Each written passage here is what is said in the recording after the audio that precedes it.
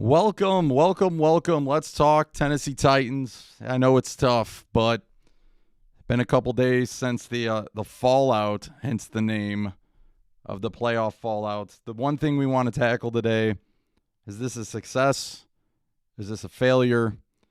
And I'm going to present both sides of the equation for you, and then you guys can decide. I've really tried to really look at this team with half glass full and think, okay, we did a lot of good things this year. I mean, if you really think about it, after starting 5-0, take those first 5 games we won. We missed, 3 field goals and an extra point in week 1, come back and win late. Then we go up 14-0 against the Jaguars. We're up 24-10 at halftime against the Jaguars. They come all the way back. We couldn't stop them to save our life in the second half. I think this was the point in week 2. We started to get some red flags here about this defense. Titans survive and win. Then we go to Minneapolis. Weren't sure what we were getting in Cousins. Cook goes off for 180 yards on the ground. That really opened my eyes that, hey, we need some help on the defensive front, which I was concerned going in. And then Tannehill and the team came back. We gave up like a 160-yard receiver that day too. But we did win. It was close, but we won. I think the issue with the Tennessee Titans, when we break it down, should we have won 11 games? There you go. There's your benchmark, success or failure. You know, a lot of people can run their mouth. We got some people in the local media of Nashville that want to run their mouth. My buddy Michael let me know that Corey Curtis is not happy with the attitude of Mike Vrabel. We'll get to that. We also have Chad Winthrow, who's going after podcasters. For some reason, they're the problem. I mean, when you look at it and break it down, shout out to Paul Kaharski for actually asking some tough questions at the press conference. Sometimes I think that the press conferences are more feel-good stories than anything. Nobody wants to press. Nobody wants to ask the tough questions.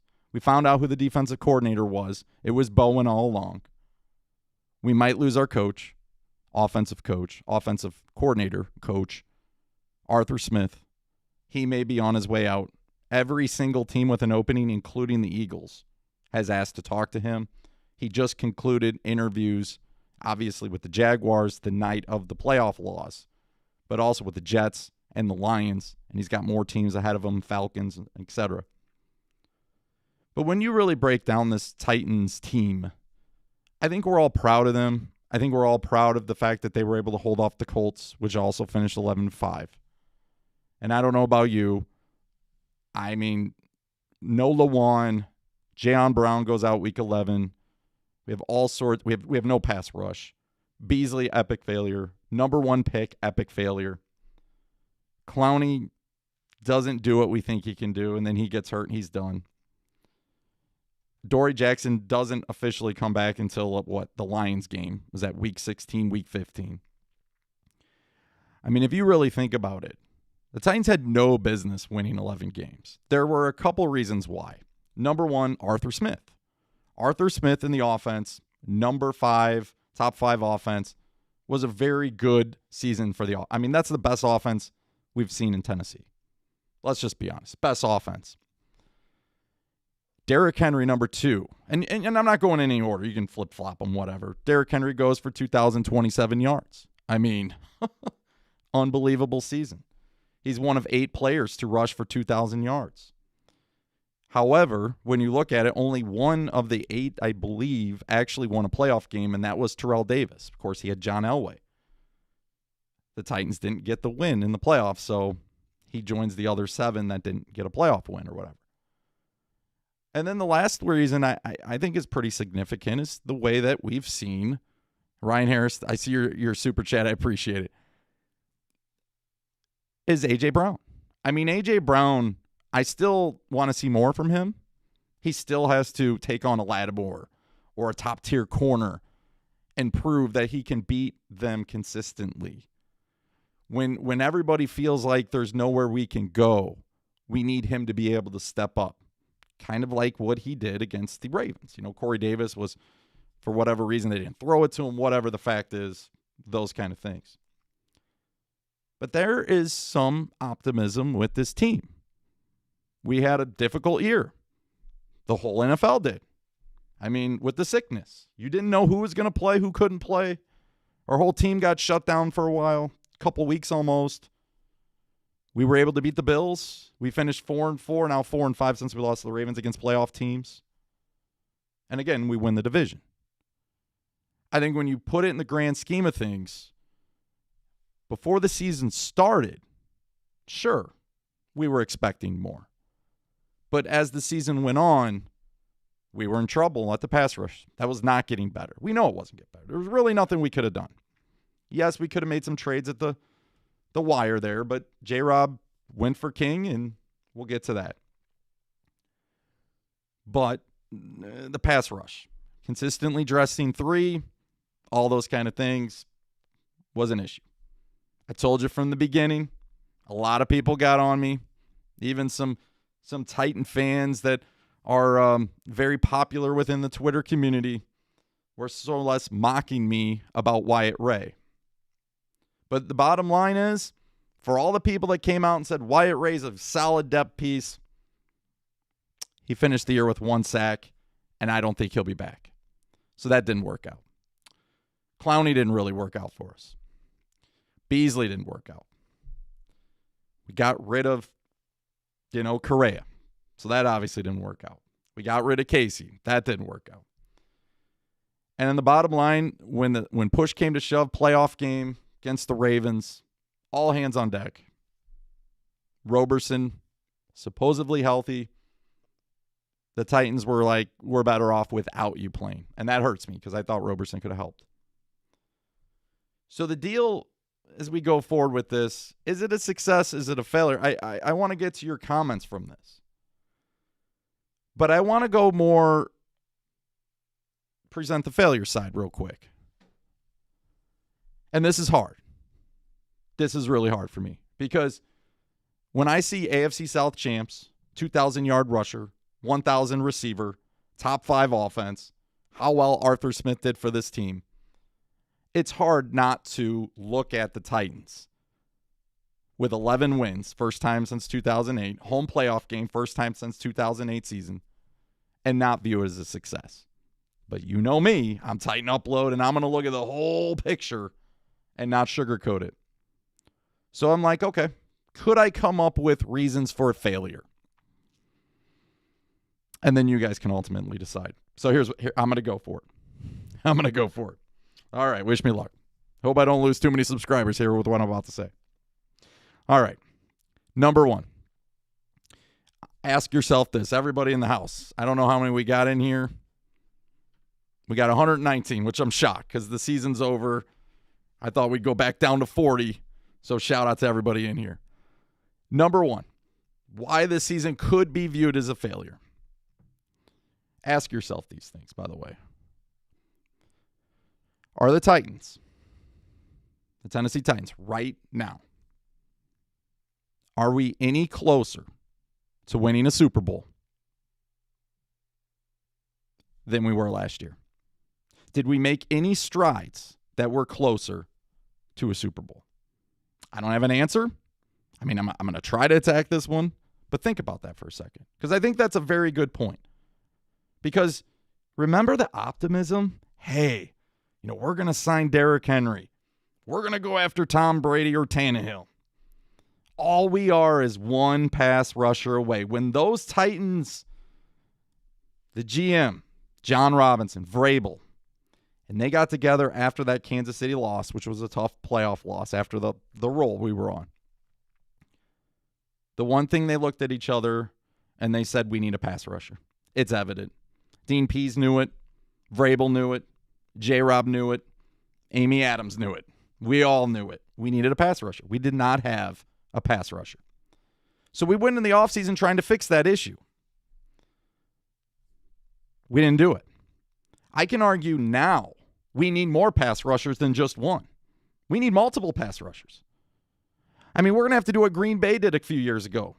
Bring in 2 pass rushers Zadarius Smith, Preston Smith, and then draft one. We're at that point because all we got right now is Landry. And if you think we can count on any of these other guys, I can't do it, okay? Number 2, draft class. The draft class was a mess. We don't have a first-round pick. Based on what the Titans said at press conferences, there is no indication they think Isaiah Wilson is going to make this team anymore. If you read between the lines, they didn't give him any endorsements. They didn't say that, hey, we're praying for him or we're going to try to do these things. He's got all these steps he's going to be following. We're going to be there, supportive of him. They said nothing.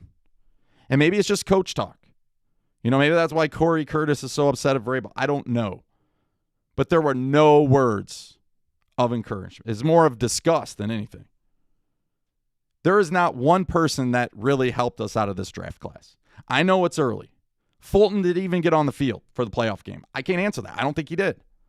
Evans, they were more inclined to give McNichols the spot than Evans, even though Evans has been back a few weeks now. They gave him 1 carry in the playoff game. Push come to shove, 1 carry. Murchison, he have a few good plays this year? How many games did he play in? Chris Jackson, they started the season with him, and he played okay in the first couple games. But it got so bad, we were playing undrafted people. We were playing Jonathan Joseph at the number 2 corner. The Tennessee Titans, draft class, they gave their quarterback, McDonald, 4 practices, 7th-round pick, and they showed him the door. They gave him 4 practices during the sickness year where they really didn't get to see him. Our best pick in this draft class was our number 4th pick, which was Ryan Tannehill. That was our best draft pick. And I know it's early, but with confidence, are any of these guys going to make anything? I think the only people we can really count on from this draft class are 2, Evans and Fulton. Fulton because he's young, and he can't just be that horrible where he's not going to fit in. I think he'll be a piece next year, and I think Evans will be a piece. When you're trying to build Super Bowl teams, look at the Ravens, look at the Packers, look at the Steelers, even though the Steelers are the Steelers. Look at the Chiefs. Look at the Colts, Bills, Browns. These teams are building something. Maybe not the Steelers could be going the opposite way, but they usually draft well. These teams are building something. The Tennessee Titans have holes galore. And that's if we sign Jonnu Smith, if we sign Corey Davis, if we sign Jayon Brown.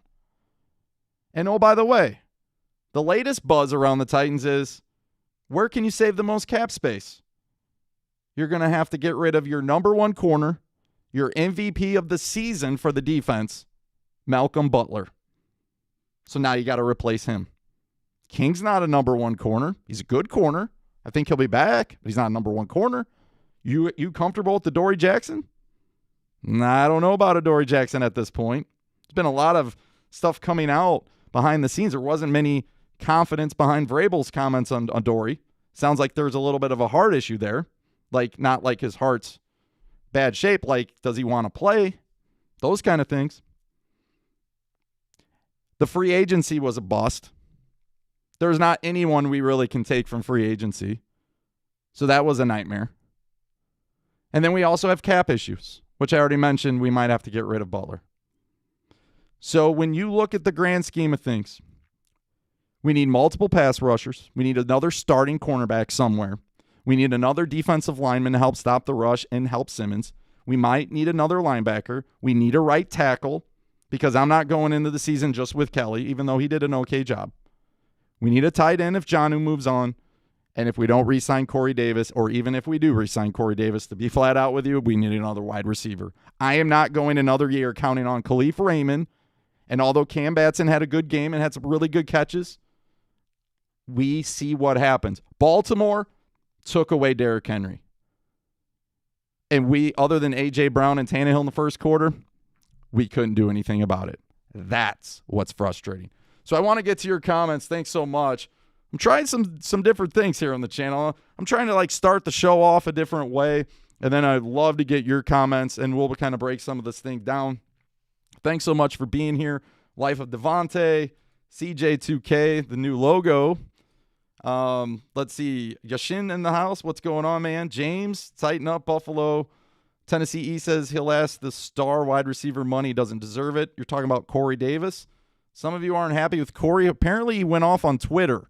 I don't know if he deleted it or whatever, but I heard that on the radio. If you guys have any comments, let me know. Elite in the house. Dre the Barber, what's going on? Tighten up to you. Zio, not sad. We knew it was not a Super Bowl team. And if that's the case, last year we had a shot to make the Super Bowl. We only won 9 games, but we had a shot. If you're saying we didn't even have a shot in the playoffs, which, honestly, I've said it from the beginning last week. I could see this being a toss-up game between us and the Ravens. But should it have been a toss-up game? If we were that good, top 5 offense, 2,000-yard rusher, 1,000-yard receiver, Ryan Tannehill playing lights out. If we had a defense that was even half of what they were last year, maybe 3/4, we should have went into that game confident. And I know some of you were confident, but I shouldn't be going into this game saying it's going to be a toss-up. Vegas shouldn't be going into this game saying we're going to lose by 3.5 points. That's the frustrating part. We won 11 games. And so did the Ravens, to be fair with them. But at the end of the day, how far was this team going to go? And I don't know. And I honestly can't even answer that question at this point. Because our defense actually played quite well against the Ravens. And we couldn't even score 20 points. Heck, we couldn't even score 14. We had the lowest output all season. Yeah, I appreciate it. Tighten up the like button. And again, if you're here and you haven't really subscribed yet, we'd love to have you on the channel. We're almost approaching 6,000, believe it or not. I was thinking about this earlier. If the Titans would have kept winning, this channel might have grown to 7,000, 8,000 people. I mean, it just grew phenomenally over the last month and a half. And I owe all of you guys who support and who are always here. I mean, heck, if you're here right now, there's a couple of reasons. Number one, you're in here to talk smack because of the Ravens.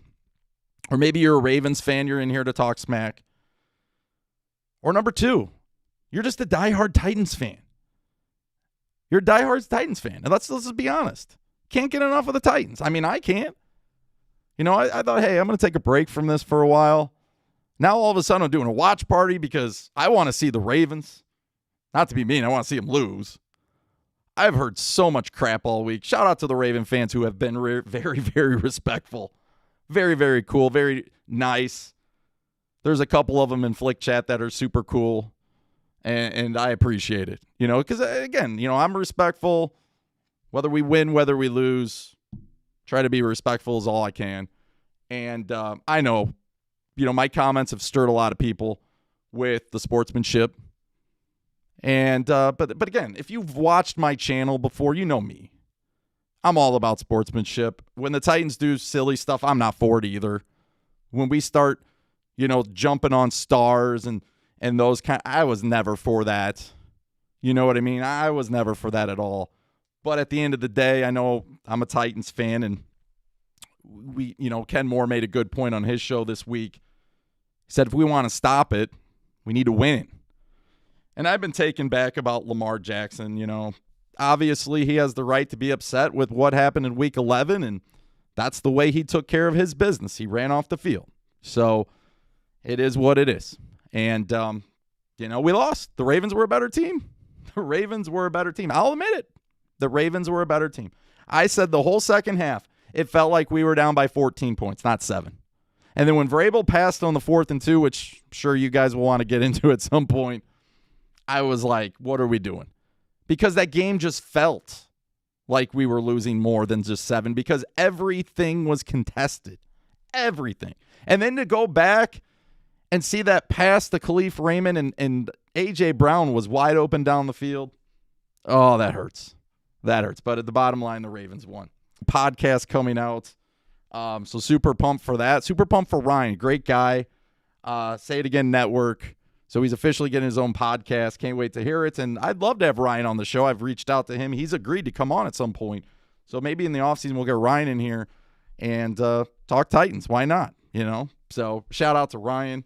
Pyro in the house, he says, Arthur knew he was leaving.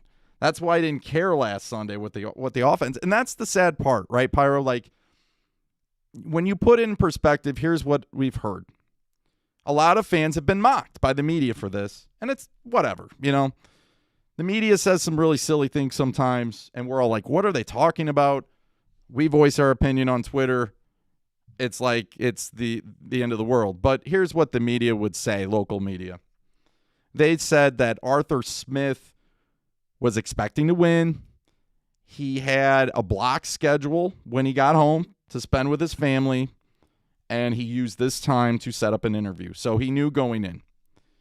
My argument to this is, I don't know about you, but I get it. Like, personal career over team career. Like, when the team loses, the team's done. And now we move on to everybody's personal. College coaches do this all the time. They promise those kids everything. And then they, if they get a job somewhere else for more money, they're gone. But I would say this. It hurts because he had to prep for that. And I don't care if he's using his own time. But unfortunately, that's just the system and how it works, right? Like, it's just the system. Like, you can't wait. I would say wait till the end of the season or wait till they lose. But we did lose, right? But, you can't plan things until you're officially done. So he could have planned it when he's officially done. But he already had it planned, which makes it kind of weird. Because if he won, he was going to interview. And every team wants a piece of Arthur Smith. We don't know if they want a piece of him because top 5 offense and they want to learn a little thing or two. We did that with LaFleur. We had no intention of hiring LaFleur.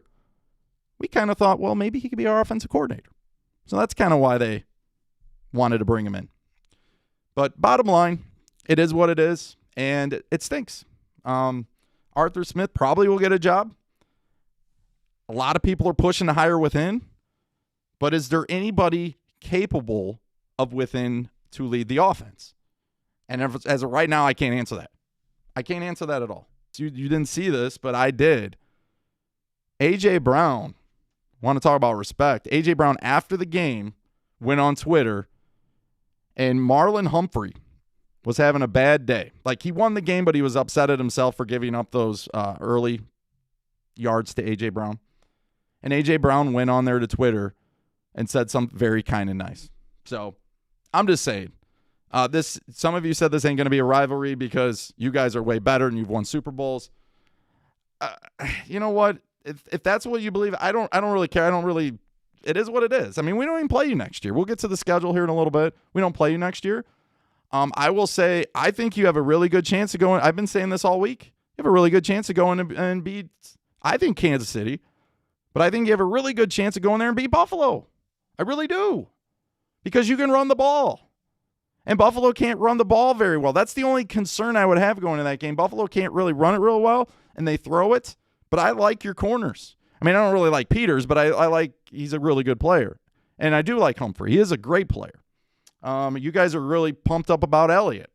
You guys, I think he's the guy that somebody told me in Flick Chat that was the one that hit Henry at the time, where he gave Henry probably his biggest hit of the year.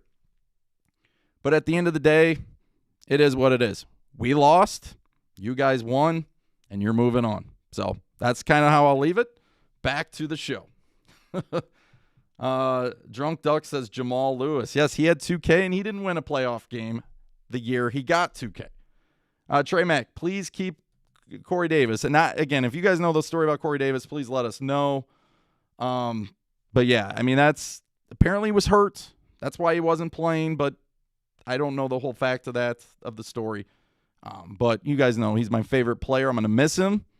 But with the reports out of Chicago that they may not be going after Allen Robinson, guess what? That would back up my theory that Corey Davis is going to go to Chicago. I've been saying that all along. I think it's going to happen.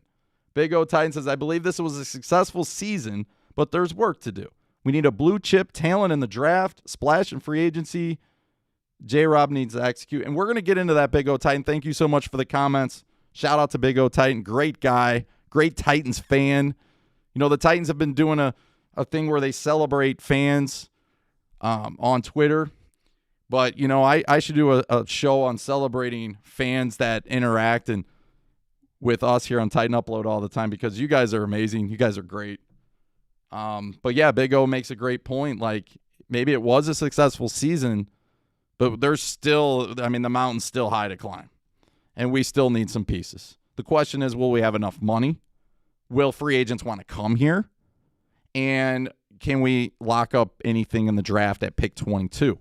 Or do you try to trade up? Do you try to trade up and get a stud? Is there a stud out there? Okay, I don't know. I don't think a pass rusher goes 1, 2, 3, 4, possibly even 5. Could you trade up to 6 from 22? And how much would that cost you? But do we have the depth to do it? You see what I'm saying? I don't know if this team can afford getting rid of a second-round pick. I don't think this team can afford to get rid of future picks at this point. We got a couple super chats. We'll get to some more of your comments. Thanks again for being here. Don't forget to tighten up that like button. Always helps the channel. I thought we had a couple super chats down here. Man, we got a lot of comments that I got to get to. I'm way behind. So we got Valmania. Are you going to go to some games next season? Well, we are season ticket. Thank you. We are season ticket holders. So we're at section 145. We're like 13 rows from the field. We have really, really good seats. And we've been invested in this since 2015, Mariota's rookie season. But it is complicated. As you guys know that have followed me within the month, we're expecting baby number 3. So that kind of complicates things, Hopefully this whole thing will pass with the sickness thing, and maybe that will kind of settle down somewhat. But yeah, the intent is to keep those, and we got some really good games to look forward to next year at home. So hopefully we'll get to go down to Nashville, hang out with Tennessee Titans weekly, maybe Titans in Truth, NGB talk, and then go to the game. It'd be a lot of fun. But I'll keep you up to date. Drunk Duck says you're a good dude. Titan Upload.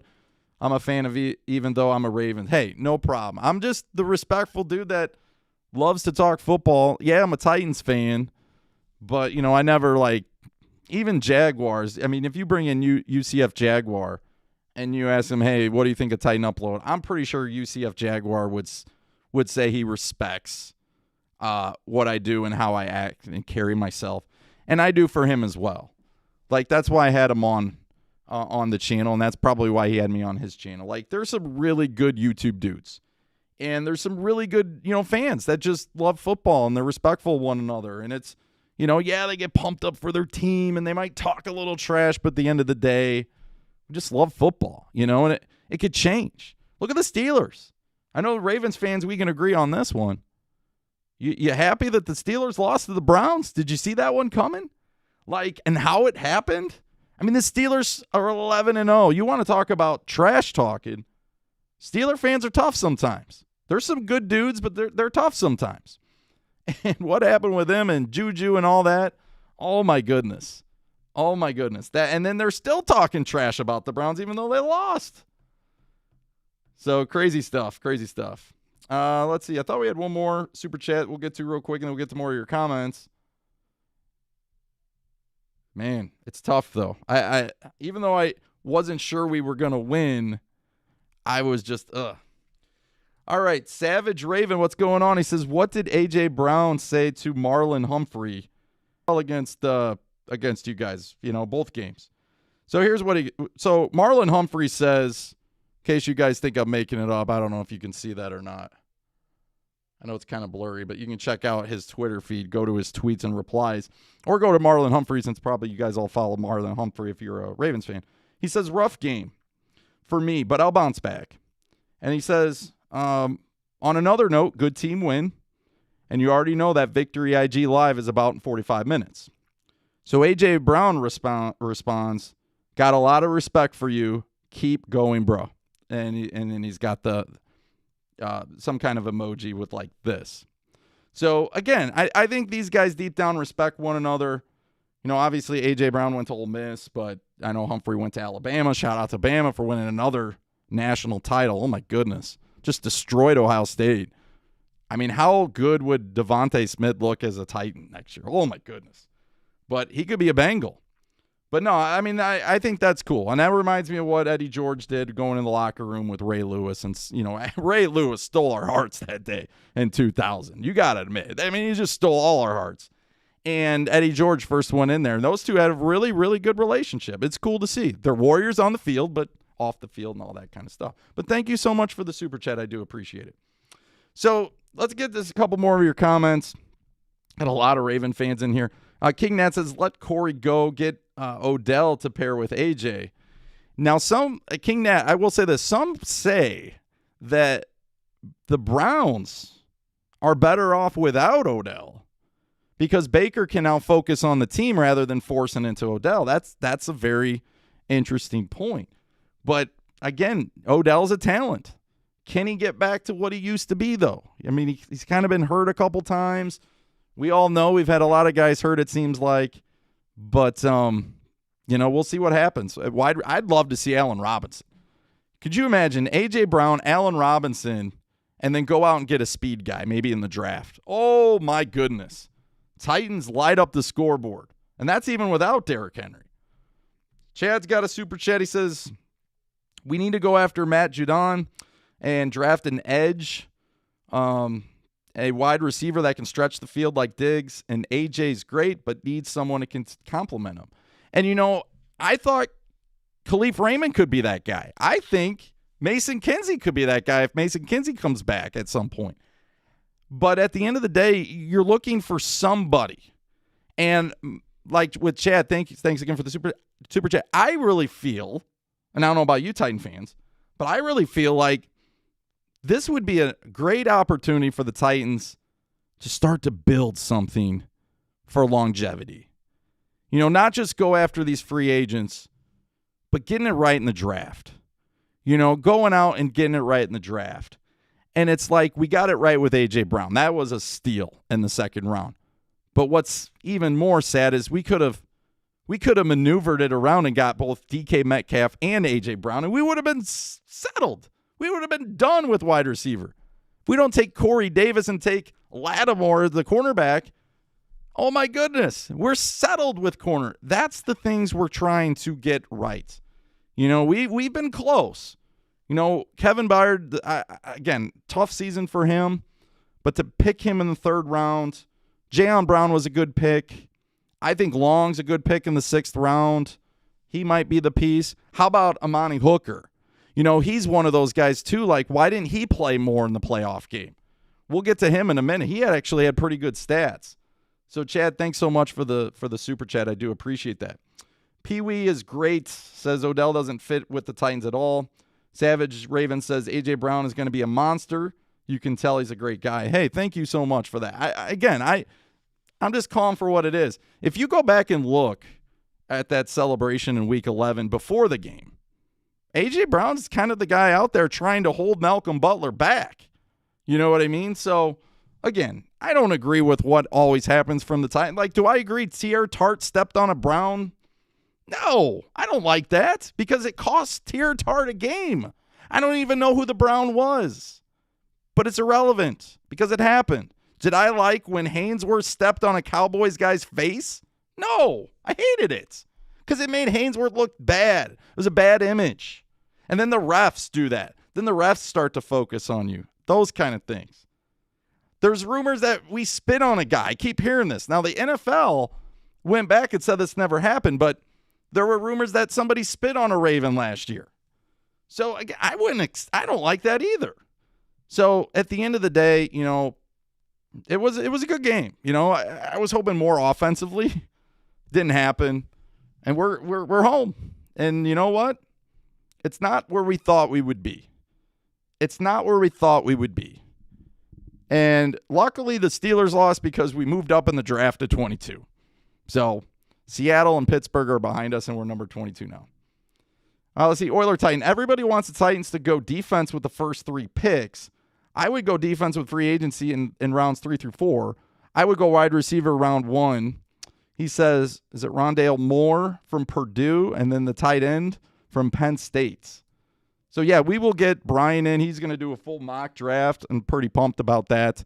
So it should be a lot of fun. And we'll spend a lot of time.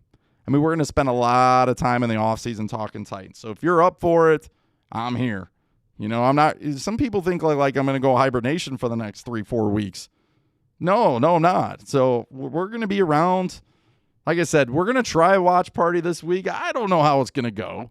Ravens and Chiefs. It's good, not Ravens and Chiefs. Ravens and Bills. I think it's going to be a really, really good game. And to be quite honest with you, I kind of want to see what we're up against for next year. I'm ready to go. I'm ready. Because I think we're going to be competing with these teams next year. We play the Bills at home again next year. So we got a tough schedule. We're going to get to that real quick here. CJ Allen says, just because the Titans lost doesn't mean they're trash. Both of us had a good game. Yeah, both of us had a good season. The Ravens are going to move on. But if the Ravens go down this week, you know, is it a success for the Ravens season? They got revenge on the Titans, but that didn't really get them any further than they got last year. So the Ravens really need to kind of keep going, you know, if they want to continue to be a success. Yes, they won a Super Bowl before, but at the end of the day, every team's trying to win one the year they're playing. Like the Titans, we're not going back and saying, oh my goodness, we're terrible going into next year because we haven't won a Super Bowl ever. No, we're going to try to win our first one. And when it happens, like the Cubs won in 108 years, it's going to be great. But I just want to keep going with it because I'm not going to settle for just one. I'm going to want two back to back. And we'll see if the Chiefs get one. We got another one. Thank you, Mood says, was it worth stomping on our shield? Again, I've kind of went through, hey, I appreciate the super chat though. But at the end of the day, we didn't stomp on your shield. Like we did a break at midfield before the game started. Was it right? Was it wrong? I'm going to say I would have rather not done it. Okay, I've been on the record of saying that. And did it come back and cost us? It did, because I was kind of thinking that this week. You know, before we played, I'm thinking, oh, is that going to come back and bite us? Is that going to give the Ravens a little bit more motivation? I'll be flat honest. I don't think many Titan fans, including myself, thought you were going to be that motivated where you were going to actually take practice time to prepare what you were going to do at the end of the game. That was all prepared. That wasn't all just made up at the time, okay? And if you believe that, I'm sorry. The Ravens knew that going in, what they wanted to do and what they wanted to accomplish. And they even waited to the end of the game. So that means they can't do it if they lose. You see where I'm going with that? They can't do it if they lose. So I think both teams thought they were going to win, but you could tell the Ravens were very motivated for revenge. And they got it. They got it. And thank you so much for the super chat. You should have left a message, man. Sax DC. Thank you so much for that. I appreciate that. And I think I got one more. We'll kind of get into some stuff. Maybe that's it. What else do we got? Shout out to Keisha, who was at the game. And shout out to Michael. Michael was a moderator for that game against the Ravens. 43,000 views for the Ravens and Titans. 43,000 views. Unbelievable. Thank you, guys. It was awesome. Peyton says we'll get over it. Apex says the guy who said us Ravens are classless, you guys started this. Again, I hope you at least understand what I was kind of saying, and I've been on the record. I've tried to go after as many as possible on YouTube. I haven't been shying away from that. I've been telling you what I think, how I felt about it. So I do, you know, it is what it is. You beat us. You were the better team. I wish we wouldn't have done it, what we did before. I hope the spitting on you from last year wasn't true. But you guys do realize how this kind of all started, right? Last year going into that playoff game, you guys were 14-2, won 12 straight.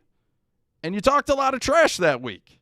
You didn't give us any respect. You didn't give us any chance to go in there and even be able to compete with you. And then you start running your mouth about Derrick Henry, how he's not that big of a deal and he's going to be easily stopped and you're going to basically do all this stuff. And here's an interesting fact for Raven fans out there. I didn't know this until today. I really didn't know this. Did you know that the Ravens came in to the wild card game on Sunday and their goal was to hold Derrick Henry to 90 yards or less? That was their goal, 90 yards or less. They didn't come in thinking, oh, we're just going to stop him for 40 yards. Because if they did, they would have made the goal 40 or less. That shows you their respect for Derrick Henry. Because even if Derrick Henry gets over 90 yards, 95, 100, it depends on how many carries he gets. But they really, to put a 90 cap on it, I thought that was quite interesting. And I believe if you're looking to who made those comments, it was Wolf. Sax DC, okay, says, see you next year. Been a while. 49er fan. We will be playing the 49ers next year. Thanks so much again for the super chat. I appreciate it. But yeah, we got a tough schedule. We're going to get to that really, really quick, I promise you. So, again, success, failure, what do you guys think? Very interested to see what you guys think as well. Keisha says, oh, yeah, we got a lot of comments going back and forth. Again, we're just focused right now on the Titans, so all I'll say is, the Titan fans, if you got Titans comments, just go ahead. There's some really good Ravens, some really good Raven fans that are a part of Titan Upload. So shout out to them. And they're going to continue to be great fans. But anybody in here just trying to distract us, then we'll just kind of keep moving on from it. I'm not really going to keep going back over some of that stuff. But as I said before, for the fans of the Ravens that follow Titan Upload here, good luck this week. You know, it's going to be painful to watch you guys play. And if you win, thinking that could have been us. But seriously, I think this week, you and the Bills should be a very, very good game. All right, Jeffrey, they didn't bring it to the game. A modest NP says, Juice Man, Seahorn, it's tough to judge the Titans season because they won more games than last year, but lost in the first round. And we kind of got into that. So my question to you, Seahorn, I don't know if you just joined or not, but are we any closer to a Super Bowl? I mean, you could even ask Raven fans this if you want to get involved in the conversation too, since you played us last week. We did beat you week 11, but you had your two studs on the defensive line out. Are we any closer to a Super Bowl? And I can't honestly answer that because last year going in, I thought we only needed one pass rusher. And this year, we might need multiple ones and multiple other positions. Let's see, Matthew. Let's see, why would you do it if you lose like that? Let's say Rotary Perfection. Dennis Kelly said they've been meeting up at center field since the Malarkey days. I think Harbaugh was just being salty about it. Hey, thanks again for the super chat. I really appreciate it. Yeah, I mean, that's just something we do. But it doesn't, I understand, it doesn't make it right. You know what I mean? Because some people, like, that center logo is just something. Now, some teams don't have a center logo. Some teams, like, I remember the Browns for a while, they didn't even have a center logo. But, like, the Titans, their tradition is Ben Jones will walk on the field with no shoes and no socks. He does it in the snow. He does it in the cold. He does it in the rain. It's just what he does. There are some really interesting how people handle certain situations. But at the end of the day, I think you're for me personally as a Titans fan, I hope we play you next year in the playoffs. I would love to get another chance at you in the playoffs. And I think it would be a very good game. But let's just make a deal right now, Raven fans. Let's play at your place. Let's play at your place. Because it is kind of ironic with the Titans and the Ravens. Not one team has won at home in the playoffs in this series. There's been 5 games. The Ravens have won 3 in Nashville, and the Titans have won 2 in Baltimore. But for a Ravens perspective, and this is why I'm very interested, failure, success, Titan fans, because at the end of the day, it's about winning a championship. And my question I've been posing to you all show, are we any closer? So right now we are 416. Now, I'm shocked on this. I'm really shocked that we have so many in here after the season. But, hey, if we want to keep this going, this will be fun. Right now, we're about 47 minutes in. I still got a couple things I want to discuss with you guys with the season. Let's see. Lord, refs bailed the Steelers out all season. Yeah, a lot of people, there's been some people that have said some comments on the Steelers, but I just can't believe they're still yapping about it. I mean, my goodness. The Steelers are in trouble now, and Raven fans, you might agree with us on something here today. The Steelers got Big Ben's probably going to retire, and most Steeler fans might think they want Ben to retire. He didn't look the great. I know he threw for 500 yards, but it was a rough game against Cleveland. And then who knows what they're going to do with Juju? Are they going to re-sign Bud Dupree? They're getting older. They got some studs on defense. They do got some studs on defense. Pouncey looks like he's going to retire. I mean, the Steelers are a mess right now. Steelers are an absolute mess. Skeptic Goat says, I think that the Titans are a tough team. You guys are good and will be good. We got you this time, but nothing but respect. I love the rivalry. And I love the comment. I'm not going to lie. And I actually love the logo. It's pretty cool. So, Skeptic Goat, thank you so much for not only supporting the channel, but also for your kindly donation to the channel and your super chat. Hopefully you do subscribe and all that fun stuff. But I honestly, like, I didn't want the Ravens in the first round. And I don't know if the Ravens wanted the Titans in the first round either, because I thought it was more of a AFC Championship type game. You know, I actually wanted the Ravens, and I've been on record for saying this many times, I wanted the Ravens to be the 7th seed because I thought the Ravens could go into Buffalo and win. That hasn't changed. I thought they could go into Kansas City and win. That hasn't changed. Doesn't matter that they beat us. Doesn't matter that they stepped on our midfield. Doesn't matter Lamar ran off the field, pointed at Byard. Doesn't matter that, unfortunately, why they would do this, I'm not sure. But I didn't really understand why they were flipping the crowd off. Like, maybe the crowd was saying stuff. I don't know. But with everything going on in Nashville over the last couple of weeks, maybe just be more, just understand your surroundings. I mean, Nashville just had a bombing 2 weeks ago. It's like, again, I'm not making excuses, but it's like, why are we doing this? I know you're fired up. I know you wanted revenge. And maybe the fans did say stuff crazy. I don't know. But at the end of the day, I'm really looking forward to this. I think it could be a rivalry. We've won 2 out of 3. So we'll see what happens. But thanks so much for the super chat. Again, you got a good team. Even though wasn't excited what Lamar did, he had a good game. He had a really good game. And he's had a couple good games against the Titans. He really has. I appreciate it, man. I do. He says, Raven fans, let's show some more respect. Titan Upload's a good dude. I'm just a honest guy that loves to talk football. And I'm not a big trash talker. Really not. I'm not a trash talker. Do I love my team? Yes. Do I get excited? Yes. Some of you will say I get too excited. But some of you are saying give respect to get respect. I've always been respectful. Always been respectful. I'm doing a live stream with the Ravens this week.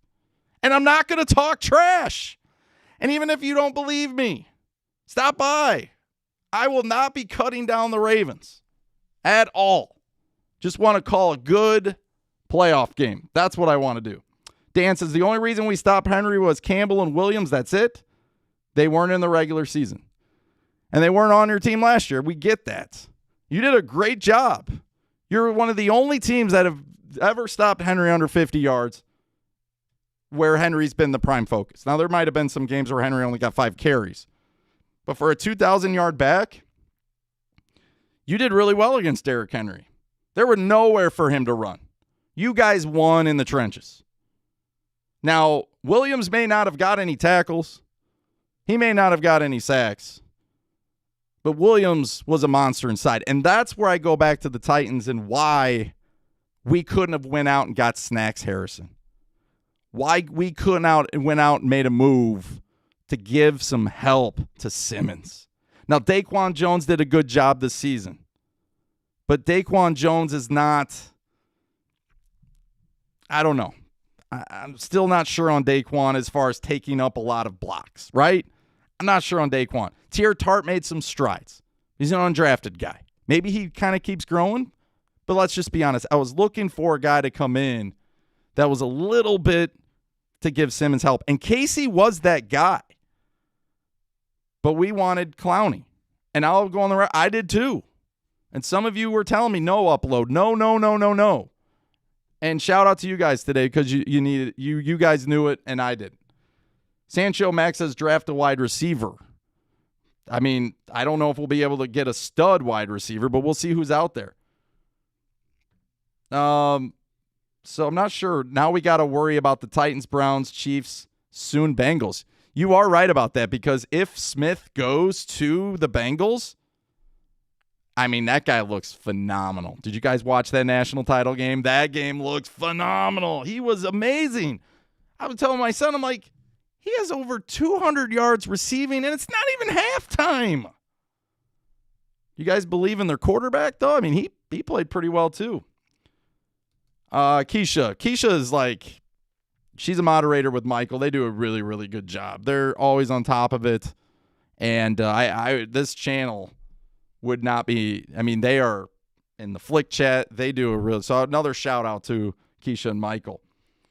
Let's see. Winning the division is only good if you're at least one playoff game. Congratulations to the Browns. Who is more important, Henry or Ryan? I'm then thinking he's saying Ryan Tannehill. It's a good question. We know Henry, what happens when we don't have Henry, do very, very well. We are really tough. And some of you were upset with Ryan Tannehill. He had a really good first quarter. We were up 10-0, and then it all kind of went out the window. It disappeared. So the Heat Infernal said who we replacing Tannehill with in 2 years. We'll get into that a little bit here in a little bit. Still getting to some more of your comments here. Robert Kelly, Henry gets paid too much not to be a threat in the passing situations. A.J. Brown needs 10 targets a game minimum. Need another cover corner and a better pass rush. It's a good point, Robert. And that's the one thing I keep hearing. You know, they had Blake Bedingfield or whatever his name is on 104.5 The Zone today. And he used to be a former scout before John Robinson came in and I think pretty much got rid of him. Seems like a really good dude. But here's the deal. Like, he went on the record and was saying like all this stuff about Derrick Henry and how they should have kept him on the field. But it's funny, like, people are making a point about that now. I mean, I've been harping on that all season. Why are we taking Derrick Henry out on 3rd and 2? Why are we taking him out on 3rd and 3? I would say Arthur Smith, if he asked me for my honest evaluation, and I'm just a guy on YouTube, I would say Arthur Smith has done a phenomenal job. He's exceeded every expectation when he took this job. He has the number 1 Titans offense in history. And I'm not comparing the Oilers. I'm talking in Titans history. But I would say Arthur, if there's one thing you could do better, it's 3rd and shorts. It's even 2nd and short sometimes. He sometimes is just tries to be too cute. And then against the Ravens, you know, I'm going back to this play, like the fake to Henry and Tannehill keeps it. Houston couldn't stop it.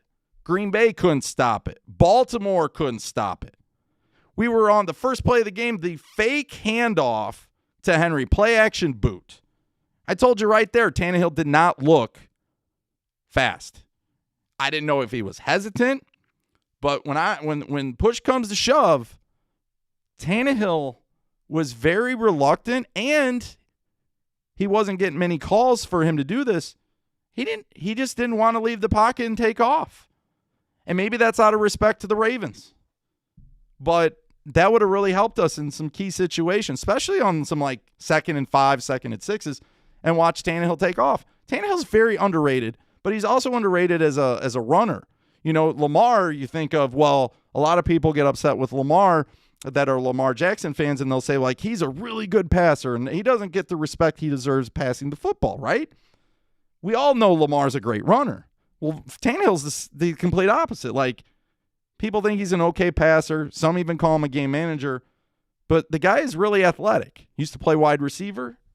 You know, I mean, he's quick too. Look what he did at Green Bay. Ran a 50-yard touchdown, just like Lamar Jackson did. Upload, what do you think about Bud Dupree and free agency?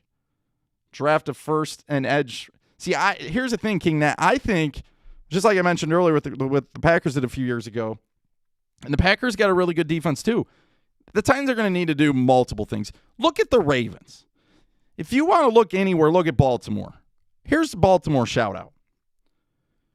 Baltimore lost 28-12 to the Titans last year after winning 12 straight, 14-2 season. Should have won the Super Bowl according to the record. Titans went and beat them. 195 yards for the King, Derrick Henry. So, yeah, you stopped him before 40, but let's be honest. Derrick Henry, 195, 133, and 40. If you average those together, he's still putting up decent numbers. But shout out to you guys. You did stop him. But what did the Ravens do in the offseason? They didn't go after the Chiefs. They went after the Titans. They bolstered that defensive line. And even towards the end of the season, what did they do right before the trade deadline? We're worried about what we can do. Dunlap. Try to go get the guy from Dallas who left Minnesota as a passer. Griffin. Maybe get some help. from cornerback, went out and got King. What'd the Ravens do? Because they were pretty good on the defensive side of the ball. Went out and got Yannick Ngakoue, a very good pass rusher. And they didn't even trade that much for him from the Vikings. So shout out to the Ravens. They knew what they wanted to do on defense, and they were getting sacks. The Titans weren't getting sacks, and they still, even Snacks Harrison was sitting there. Kenny Stills, we mentioned this. We needed a deep threat. No Kenny Stills. We can't bring him in. But you know who brought Kenny Stills in recently? The Buffalo Bills. Do they need any more wide receivers? So it is a little bit frustrating, and I agree with you. Q Diz says, take away the social media trolls. Raven fans respect the Titans. Titans have a great future. I'm happy to see all young quarterbacks in the AFC. Hey, I appreciate for the shout or for the super chat. I really do. And again, I know you kind of there are some really nasty fans from every single team. We know that. But you're not getting one here. You know what I mean? Whether it's on social media, whether it's on here on live, YouTube, whether it's me making just a video preview.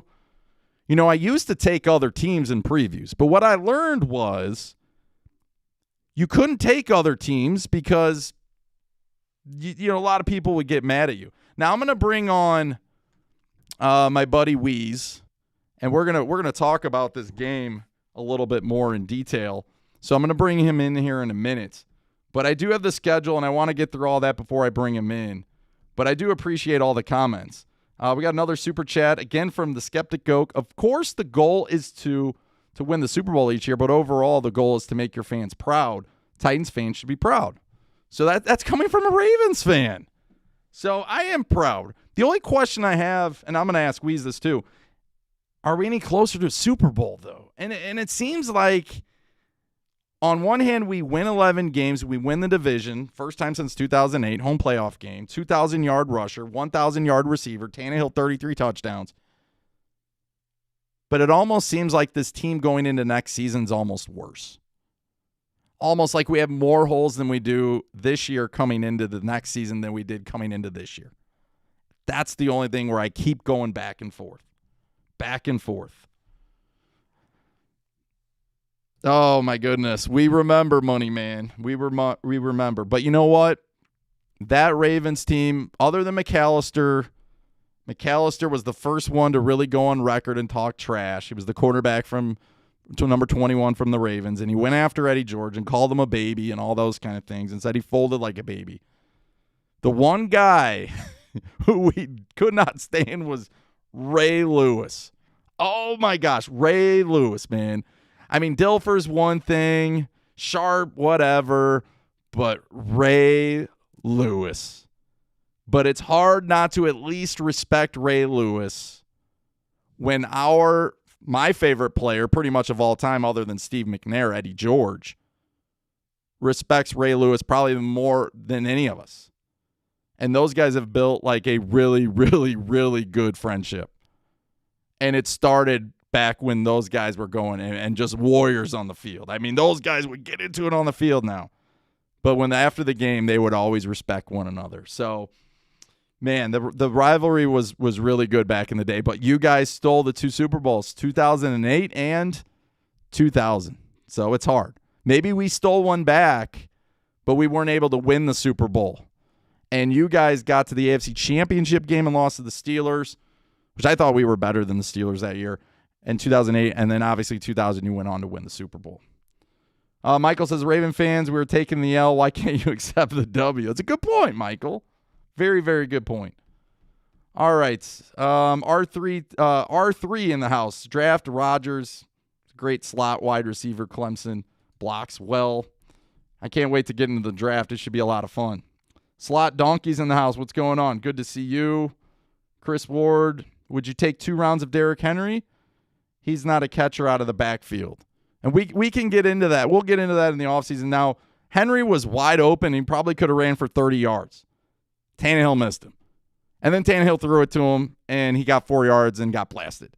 And he was really upset. You could see Derrick Henry was getting very, very emotional in that game. Your boy JJ says, at least you were on your okay, he's back to the logo stuff. Thanks for sharing that. I'll put it on the screen there for you. And Levante says, Ravens 2 rings, Titans 2 wins against Ravens. Sets up we would rather have the 2 rings. Pat O'Hara may be our next offensive coordinator. That's a good. I didn't really think about him. Let's see, Barnes good luck this season.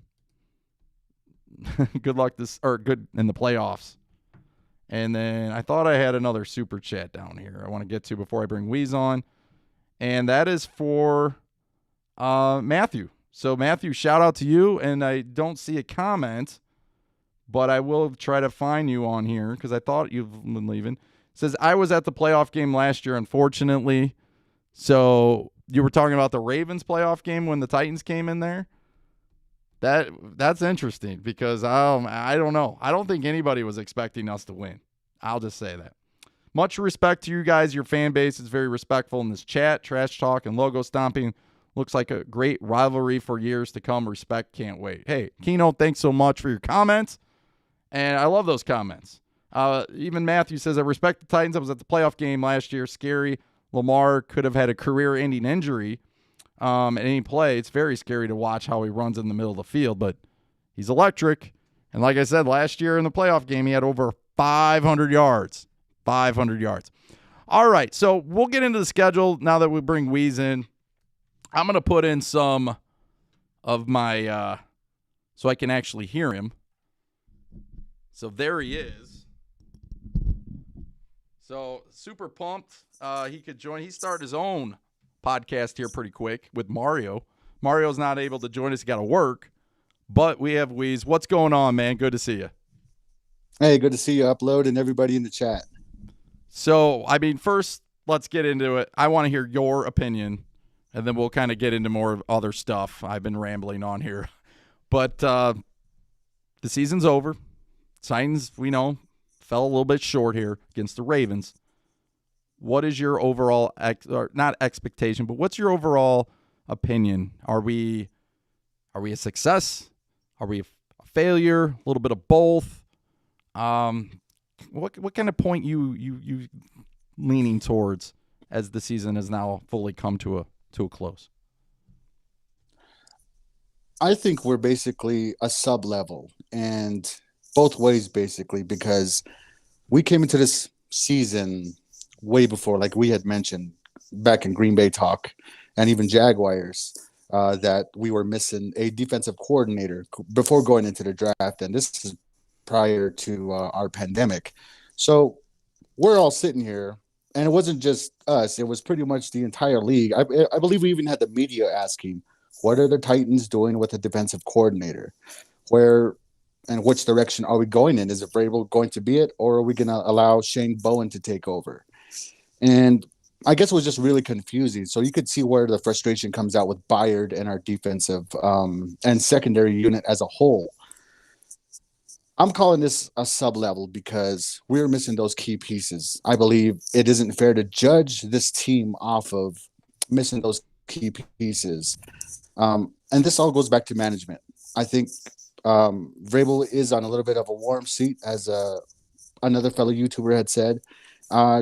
J-Rob, not so much, but I do believe he could have made some better decisions there as far as in-house and free agency, like we've been talking about this entire time. And it's just unfortunate that they're really unable to see these things that they don't see, these little details. And not taking away anything from the Ravens, we haven't been. We lose in humility over here. Going into this game, I'm a huge Titans fan. I've been a Titans fan since they were the Oilers. Frank Wycheck, Warren Moon, two of my favorite players ever. And I can't say enough about it going through the years. But we've had so many down seasons. And you are right, Upload. I mean, a lot of us and the Ravens fans as well, you guys can both admit, we come to this because we take so much pride in our teams. We expect so much from our teams and players at the end of the day that we forget they're human dealing with everything just as well. They have families, they have kids being born, they have deaths in their family. And like I said, we're not taking away anything from the Ravens. We were beat fair and square up and down that field. And going into this game, I even had to question myself and my fan and to heart where if we were going to win this game, if we were truly going to win this game, and last year I said it could go either way. This year I had to confidently say we are not going to win this. And going back to what you had actually said, Upload, it felt like we were 14 points down. But not just that, it felt like it was 14 points where we really needed a miracle. We needed something to happen. And it's just unfortunate that we didn't have these other pieces to fill those gaps that we needed. And that's so frustrating because we're missing these pieces. I just don't think it was a fair advantage for our defense to be put in such a tight spot with the Vic Beasley and Clowney offseason shenanigans, you know. What a disappointment he was. That is huge disappointment, and that really affected our gap. But, you know, I want to say it's sub-level Upload, and I really mean that to heart because we're still fans. We're still here. I mean, just 2 years ago, we didn't see anybody covering Titans things, you know, and it just goes to show, yeah, we may have horrible uniforms, as a lot of people say. We may have the smallest unit of fan base, but hey, we're still here. We the few, right? Yep. And that's just the unfortunate side is I understand we were going up against a hungry, angry Ravens team. And the whole logo thing, besides that, we've already covered enough on the logo, but I just want to say this. There are people who lose in humility, right? And there are people who are humble in victory. And those are the two things I want to touch on. Everybody in the chat, I want you guys to understand something. Ravens side, I don't care which team you're on. We got to understand people who played on this field understand and respect the sport so much. We will shake hands with an enemy. Sadly, a lot of us haven't had that opportunity to go to a next level, to collegiate, anywhere near that. These players are given that opportunity. But when we do small selfish things to hurt the team and to hurt others, to put other people in a predicament where it hurts our team as a whole and our fan base, it's unfortunate. And you got to understand, in every sport you play, you're going to have one or two of them jokers, as a fellow YouTuber says on here, you know, no free shouts on that. And the other thing is it's basically, we had great coaches. Some people don't have great coaches. I come from a small school where we practice on dirt. You had to earn your keep, you know. If you're going to talk that trash, okay, well, line it up. That's how we're going to settle this. We're going to settle this not on the blacktop. We're not settling this on the green top. We're not even settling this on turf. My reservation, we played on dirt. I still have rocks and dirt in my elbows, okay? And the 2 a days, it's just unfortunate. We had to get in line behind a water hose. That was my practice. That was my 2 a days, you know. And we had to run like a quarter mile back to our facility, go up 2 flights of stairs, and stand in line behind 62 people. And it's really how everyone takes away from this. People will react in a certain way. People are going to be a certain way, and it's just there's just no way we can vouch for what they're going to do. I saw Ravens players on the logo, yes, but I didn't see 64 players on the logo. I saw some Titans players talking trash, and I didn't see some talking trash. So it's a give and take kind of thing. It's just really how you react to it. And one other thing real quick there, Upload. The highest I ever got is adult Yaffle, unfortunately. And a lot of you guys will understand what I'm talking about, adult Yaffle. I was playing right guard. Thank you for your service, but I'm sorry. Thank you for your service, Mike. We do appreciate it. Thank you for your service, Mike. So I was playing adult Yaffle. My helmet was ripped off during a really close game. We were down a touchdown, and it was for us to go pretty much to Vegas to compete. Now, I had every right and intention to go after the dude in front of me. However, I didn't want to put my team in jeopardy at that point, and I had every right to go off on him after the game. Just go ham and go crazy. But for the love of the sport, I held it in, kept to myself, and I said, you know what? I'm better than that. I'm walking away from this knowing, hey, I'm a better person. I did what I did on the field. I'm going to leave it like that. I'm not going to be a part of it. But sadly, some people just don't see it like that, and we can't change that. We can only improve ourselves, and that's what I really wish our fellow Titan fan base can understand that. Yes, we love our new direction we're in, but please understand we need to be better people as a whole. Yeah. And, and I, again, we've been round and round with this, and you guys know me. I'm not sugarcoating it. I'm going to let you know how I'm feeling when it's happening live, and I'm not ashamed of what I said. I am disappointed, and I don't want to keep going back to it. But I've also been on the record many times that I am not at all okay with what we do too. You know what I mean? Like when Byard stepped on the star and did that, like I didn't. That game was close at the time, by the way. I didn't see any reason for it, and honestly, like Byard, like I'm shocked he did that. Like I don't. That's out of the. I never thought I would see that from him. He's one of the leaders on this team. He's one of the guys that everyone looks up to. And I know a lot of fans thought it was cute and it was fun, but I was not a big supporter of that. And I go on the record and say stuff like that. So it is what it is. We lost. Like you said, they're the better team. We both got on the field. They proved they were better than us this year. We beat them earlier in the year. They came back and took out their revenge on us. Titans. We can break this stuff down, but I wanted to know your take on this, guys, because I really I didn't really think about this until I actually went in and looked at the stats. But you can see Byard with 111 tackles, Butler with 100 tackles, but you don't really want your secondary guys leading the team in tackles. I mean, it just because they're only tackling because usually unless they're up on the line of scrimmage a lot. But I was shocked on Hooker. Like Hooker, 4 interceptions, tied for the team lead with Butler. And Butler had 14 pass deflections. Butler only gave up 11 yards against the Ravens. Dory Jackson was the one that gave up most of the yards in that game. But look at 8 pass deflections, and then you look at Byard. 1 interception, 7 pass deflections. And Byard might have had to cover for everybody else. Those aren't the names I want you to focus on. The name I want you to focus on is Vaccaro. Because Vaccaro's been getting a little bit of heat this week. If you go look at that Lamar Jackson touchdown run, Vaccaro gives up, doesn't show his full effort, and Vaccaro seemed a little bit slow. Is it because he's hurt? He did miss some time. Did he lose a step? Look at Hooker. Last year we were talking about, do we keep Conklin, which is all pro this year, by the way, for the Browns. And he's won a playoff game. We went with Kelly because he was cheaper. And we drafted, I'm not even going to say, but we drafted somebody to replace him.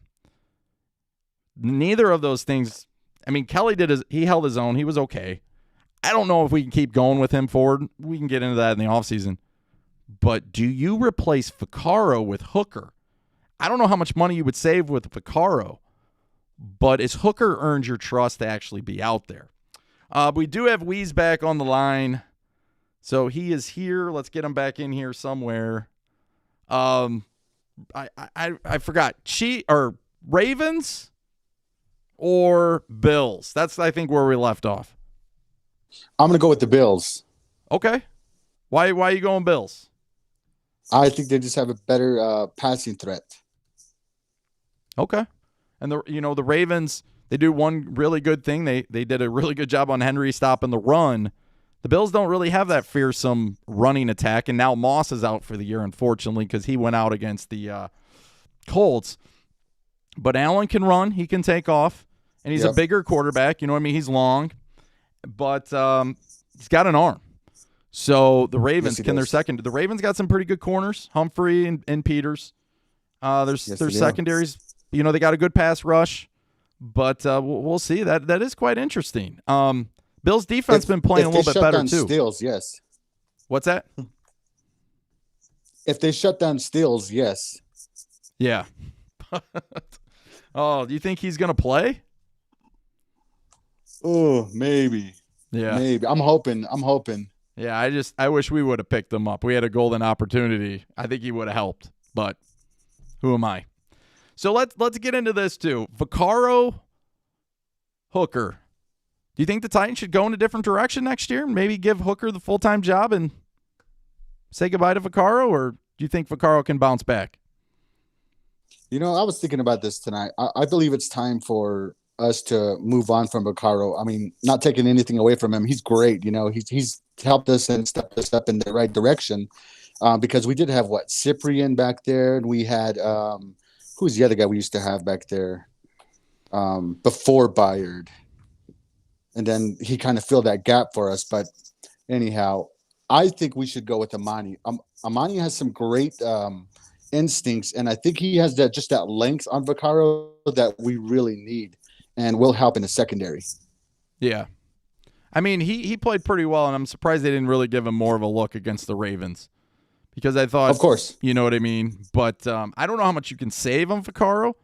Who knows? For all I know, I play Madden. He might even be a cap hit. Like, he might be dead cap a couple million. True. So I'm not really sure what that scenario is going to look like. We'll definitely dive in and look at it. But I'm thinking that's one area. J-Rob did a very good job drafting him fourth. And a lot of people at the time out of Iowa, we were like, we have Byard and Vaccaro. Why do we need Hooker? But Hooker's been a pretty good utility guy. He's not as good as Logan Ryan. But you know what? Maybe over the next couple of years, he can be that guy. And plus, it's not going to cost you a whole lot. I agree. So let's get into this. I think we can still hear you. But the schedule came out. Well, not really the schedule, the opponents. So I thought this is kind of interesting going into next year. So I have it on the screen. I don't know. Can we hear you? Yeah. Okay, so we can't hear you guys fine. All right, so when you look at the schedule, this is interesting. The Ravens are still in the playoffs, so shout out to them. And there are some teams that obviously the Steelers would be in the same boat as us. But when you look at the schedule for next year, what's the first thing that comes to mind for you? And I know you can't really start to dive into these things just yet. I think some of these record predictions already for next year are kind of quite silly, but it is fun to look at. Obviously, the teams that are grayed out are the road teams. The teams that are in full color are the home teams. What's your first take when you look at what's going to happen next season with our teams we'll face? So, looking at the schedule, I'm interested to see what Kansas City is going to be doing with their coordinator. I believe he's going up for a coaching position as well. Houston, with Deshaun Watson, can anybody confirm if he's really requesting a trade? I had seen a few things on it, but I'm not 100% sure if he is. Those are probably the only two things that I'm really kind of concerned about here. Jaguars, just interested in their direction. Colts, Rivers, are they going to keep him? Are they going to move on? Really interested to see how that's going. And with Trevor Daniel, too. So just think if Deshaun Watson goes to the NFC, are we going to be dealing with just Clemson, Trevor Lawrence, or are we going to have to deal with two younger guys here in our division as well? So that's going to be fun to see. Yeah, and again, when you look at the schedule, I think we'll still sweep the Jaguars. I do, because I think we're going to be better next year. Whether, you know what I mean, whether we want to agree or disagree on that, I think we're going to actually be a little bit better next year. I think they're going to have another chance to fix this thing. I think we're going to draft better. I think he's going to pick up some solid pieces in the pass rush department. And I think some of these guys are going to do better next year, like Evans and Byard. And I think they're going to take steps. And I think maybe we can get some of these draft picks from this year to play a little bit better going into next season. But the other teams are on this schedule. They're troublesome. Kansas City, yes. We're going to get their best punch. The Cardinals are better, and they are bringing in the wide receiver, Hopkins, that we can't stop. But the two teams at home, actually, I'll go with three. Okay? So I'm already giving you the Chiefs. Dolphins are going to be good. I mean, they're going to have a top 3 pick, and their defense is already good. The Bills, they'll be solid next year again. And the 49ers will probably be back to more of what they were the year before. going to the AFC or to the Super Bowl. You know what I mean? They're going to be better next year. Oh, yes. Yes, they will. And then you look at the road teams. Seattle's never a fun place to play. Pittsburgh, it's still in Pittsburgh. We've had trouble playing there. The Patriots, do they get a quarterback? A lot of people forget this, Weeze. Patriots had like 8 or 9 guys that decided not to play this year because of the sickness. You know what I mean? So that definitely hurt their depth, and they still did okay. I mean, they didn't make the playoffs, but they won some games that some people didn't think they would win. The Rams, Donald's a stud inside. Some people think that they possibly could go into Green Bay and win. I don't think they are, but a lot of people love their defense with Ramsey in them. And then look at the Jets. The Jets are going to get a top 2 pick. They won 2 games at the end of the year that a lot of people didn't. They went to L.A. and won against the Rams. They also won at home against somebody. My mind's just kind of gone blank. And then I think they lost to the Patriots at the end of the year. But they beat someone else that was pretty good at home at the end of the year. You just never know when it comes to the schedule. But at the end of the day, we got a long way. But I did want to at least point that out because I thought it was quite interesting to kind of look at. There's going to be so much trash talk between that Seattle game with DK and AJ, and then we're going to hear it on the Rams side with Jalen and Taylor Lewan if he's back, And for the record, even if we did have Lewan back in this Ravens game, I think we still would have struggled. Yeah, I think so too. And some people said, well, if Jonnu Smith would have been more. But I want to get into this before we kind of close. And I know I'm gonna go on my own here, but I'm gonna bring you back in here. We did the schedule of doom. Let's just briefly talk about this game because I want to hear your perspective. So, who is ultimately to blame? I've got people in the comments that it's Arthur Smith's fault, Ryan Tannehill's fault. Some still blaming the defense, Vrabel, maybe Derrick Henry. Some people didn't think Henry. Like a lot of people just thought they just kept running Henry out in the middle, and Henry, for whatever reason, he was really ticked off and he let the game kind of get to him. Who knows? But from your estimation, we lost. But it is interesting to kind of get your feel on why the Titans had a 10-0 lead, seemed to be working pretty well, and then all of a sudden, -3 yards in the second quarter. Didn't really do anything in the second half. Hardly even had the ball. I think we punted 4 times. We got a field goal. Some of the play calling might have been suspect. The one that comes up is the 4th and 2. Basically the only team in history to be trailing in 10 minutes or less in a game with under a touchdown and in that short yardage situation, punting. How do you feel? Who is to blame for this loss? Or were the Ravens just better than us? Well, both. 2 things. I just want to touch on the Ravens first. Yes, they were just better than us. They just had a game plan, and we just couldn't properly come back to execute. Second part of it is I want to say Arthur Smith. Arthur Smith should have known from the start what happens when Derrick Henry goes down. We want to go back to that Green Bay game where we were shut down. What happened? Where was Darrington Evans? Where was McNichols? Where was Deonta Foreman? I'm not sure if Deonta actually played that game, but no, he was inactive. We struggled for like the last 4 Yeah, games. exactly. So we struggled in the run, and when Corey Davis gets shut down and wants to be hot or cold, and upload real quick, we got to stop co-signing for some of these people until they give us a little bit more looks. We have to stop adopting some of these players a little bit more. Yeah. That's the hard part of this thing.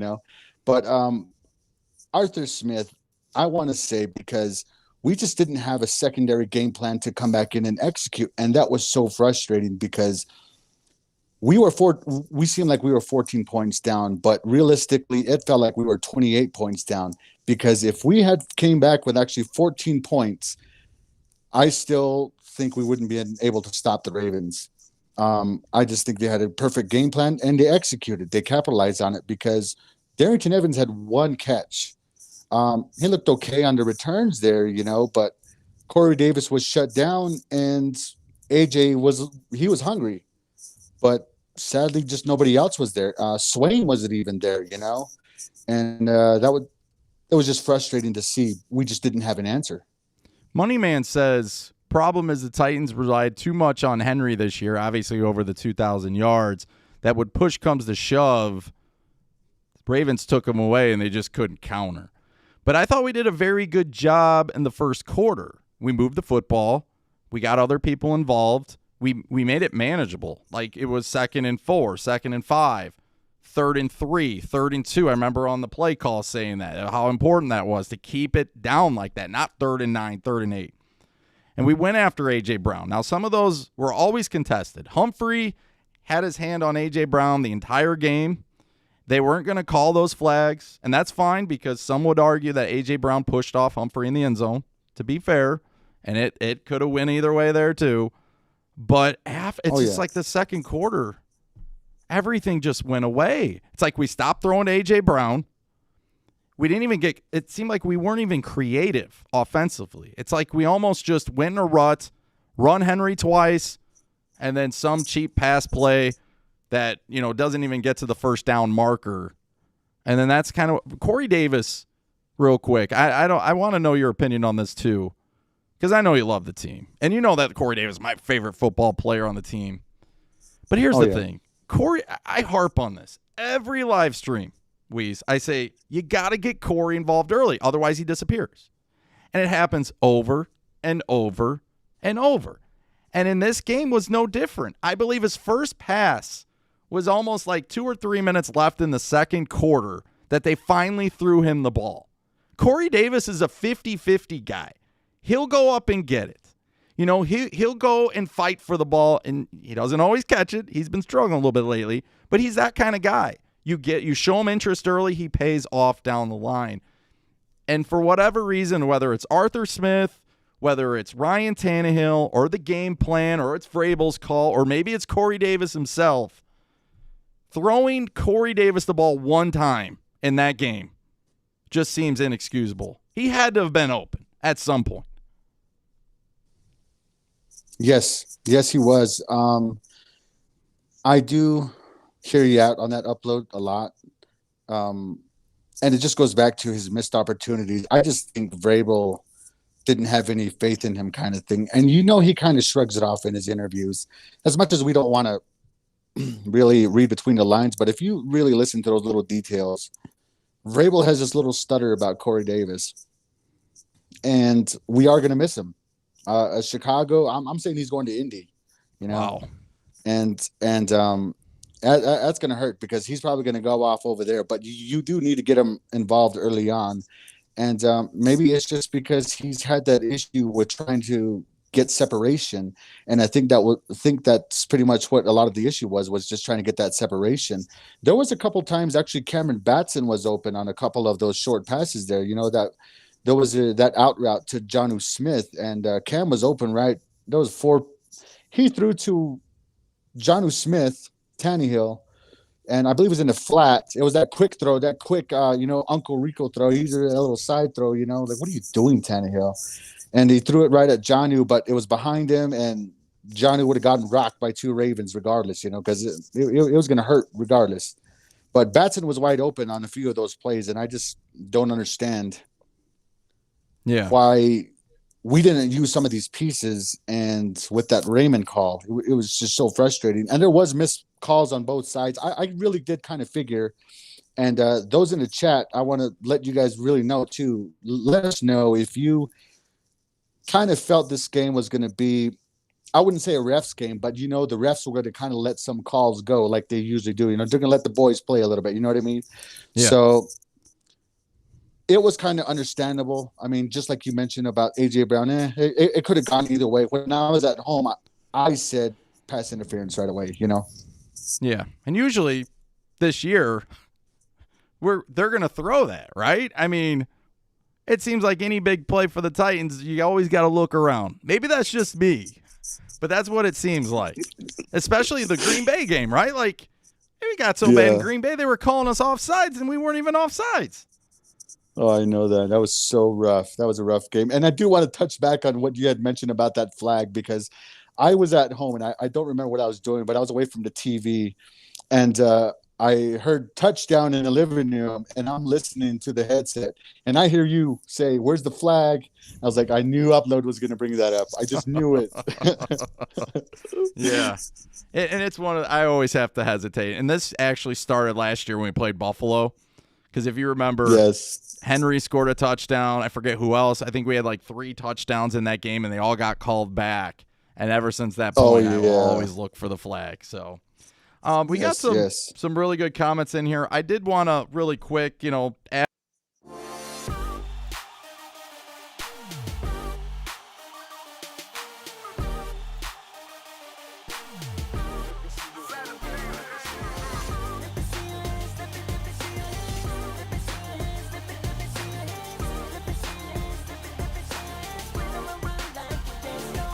Last week, we lost, so it's going to be nice to take the pressure off myself and just call a good game, and hopefully we got a lot of people in the chat room discussing a great game. I mean, that's the hope. Saturday night, I would have went with this game on Sunday because I thought it was a bigger game, but you guys know I tried to warn you last week. They love Mahomes, and Mahomes could be playing the Cleveland Browns, and they're going to get that prime spot with Romo and Nansen. We knew it was going to happen. Boom, there it was. So, again, Broncos, Chiefs. Broncos were horrible at the time. They still wouldn't flex out of that game during this year, so you knew it was bound to happen. But I want to put Malcolm Hawthorne on here because he says he had a really good comment earlier. He's a Bucs fan, and he's saying, tough game for the Titans. Thought they would have, with Henry, thought they would do pretty well. But he says Lamar, Lamar kind of willed his team to advance there. So now he says the playoffs can be a cruel master. Somebody has to lose, winner take all. Titans had a good year. And I've been hearing that all week. We's like, we might not be happy this week. Maybe the Ravens or Bills, one of them aren't going to be happy after next week. It is what it is. Ultimately, we're playing for that prize. And you said it earlier, like, did you expect the Titans to make it to the Super Bowl? Honest truth?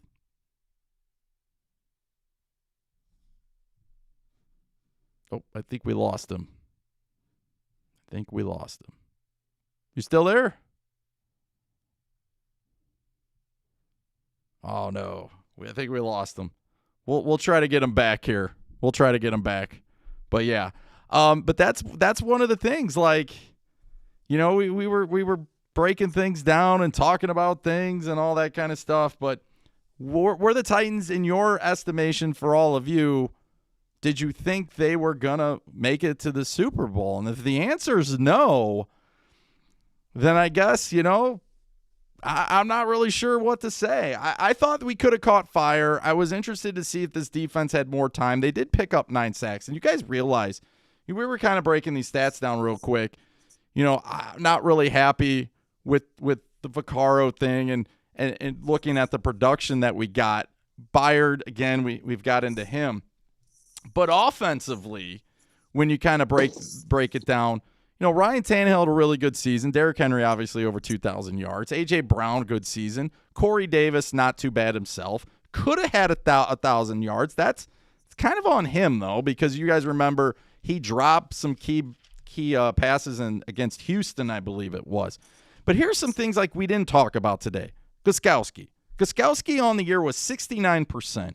He did turn it around. So I will give him that. 7-8 from behind 50 yards. But he really struggled this season. And, again, the defense. 19 sacks to end the year, 15 going into the last week of the season. They ended up with 9 sacks in 2 games. So here's the ultimate thing. Weez, are you still here? Yeah, I'm still here. Oh, there he is. So here's the thing. Like, the Titans in this playoff game, we go back like, who let us down? Whose fault is it? The thing for me is all these people that we were worried about all stinking year, the defense, the kicker, maybe the defensive coordinator stuff. Who's the one that really let us down? It was the Arthur Smith. It was Ryan Tannehill after the first quarter. It was Corey Davis. And you guys know that pains me to say that. Because these are guys we were counting on all year, and I know Corey kind of goes in and out sometimes. But Ryan Tannehill had a phenomenal year. 33 touchdowns, 106.5 passer rating. I'm not going to put it all on Derrick Henry because the Ravens went to stop him. Like, it's hard when you're running against 9 guys in a box. But where was Arthur Smith with the creativity? Where was Arthur Smith with the changeup? Try something different. It never happened. And I guess that's the frustrating part. The people we weren't very confident in actually stepped up and did an okay job. And the people we thought we wouldn't have any concern just kind of faded away in the sunset. Do you think I have a point on that one, or am I way off? And, you know, I can take the heat, man. So if I'm off, let me know. No, you're absolutely right, I think. And I want to agree with you on I want to say majority of that. And I did not see us winning the Super Bowl. I actually saw us going 11-5 as well. We probably should have gone maybe about 13-3, if I recall, with those Gostowski hiccups and stuff, you know. With the pandemic, I'm not sure if that would have worked out for us regardless. So I kind of want to put that into play, but we still did a lot better than we kind of did, unfortunately, to say that. But we did have to rely heavily on Derrick Henry. But when it came crunch time, really, there was no Arthur Smith and there was no Tannehill. And real quick, Tannehill does this annoying thing where he checks down. I don't know if he tells him, but he says, hey, we're going to check and run Henry, okay, on 1. And it's like, you might as well just tell him where we're going, you know? Yeah. And that's the frustrating part is everything that we needed throughout the season. Arthur Smith's play calling was cute in season with games that didn't matter to now the postseason. And we just didn't have it. We were over here talking, hyping up Arthur Smith, saying we got to see something good from Arthur Smith. And we've been saying it for a while, or at least I have, about if Arthur Smith is going to be considered for a head coaching position, and then he's got a lot of things to clean up because of this issue. He has some great play calling, and then he has some questionable play calling as well. So I would have to say, really, it had to be with Arthur Smith. Yeah. And I can't disagree with that because he's one of the guys. And Nate, thank you so much for the super chat. Says pair character jumping up and down saying #1 fan. Hey man, you giving $10 to the channel. I'm going to jump up and down saying #1 subscriber, right? No, I'm kidding. But no, I appreciate it, man. I really do. And you guys know me. Like, you guys spoil me sometimes with those super chats, and I do appreciate it. But I love the comments, too. I love the interaction.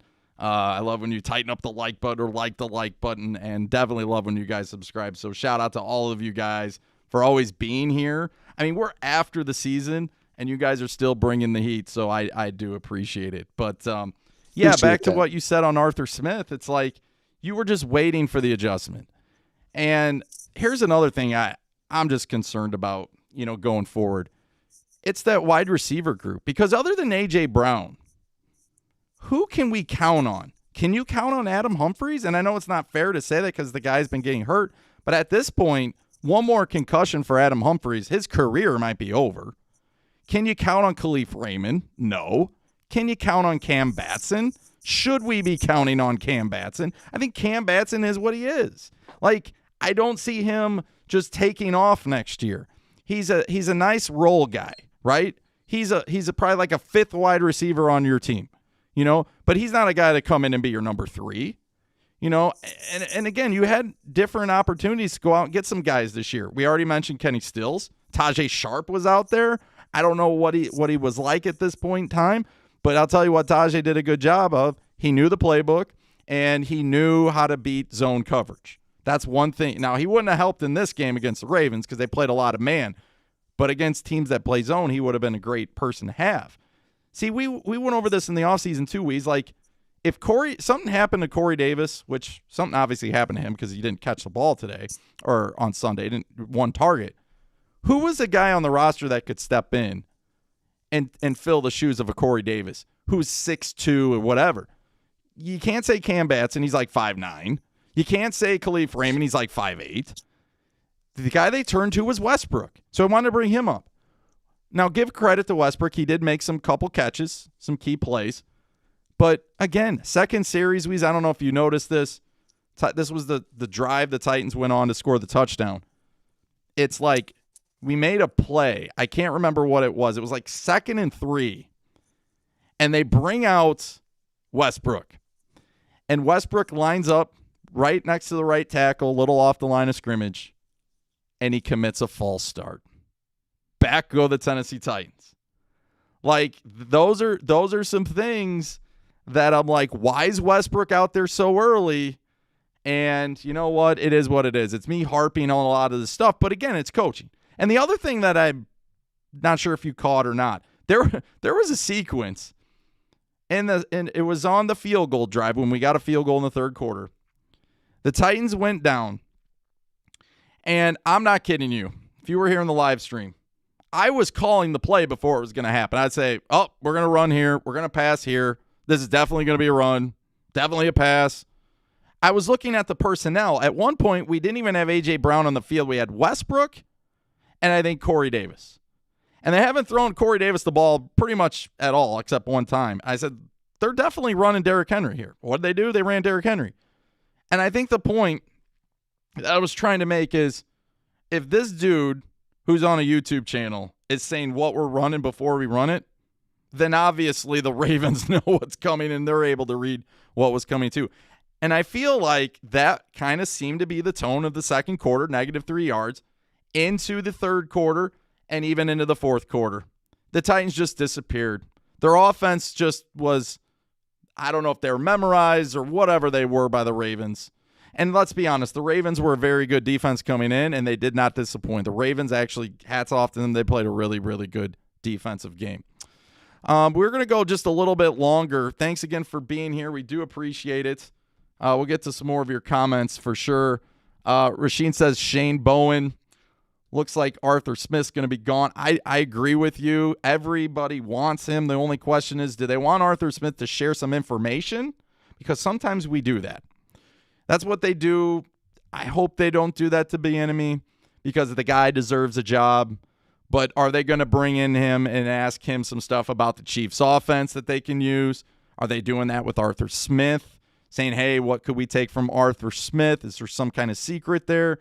We did that with Matt LaFleur. There was no doubt about it we weren't going to hire him, but yet we still interviewed him, and eventually we made him the OC.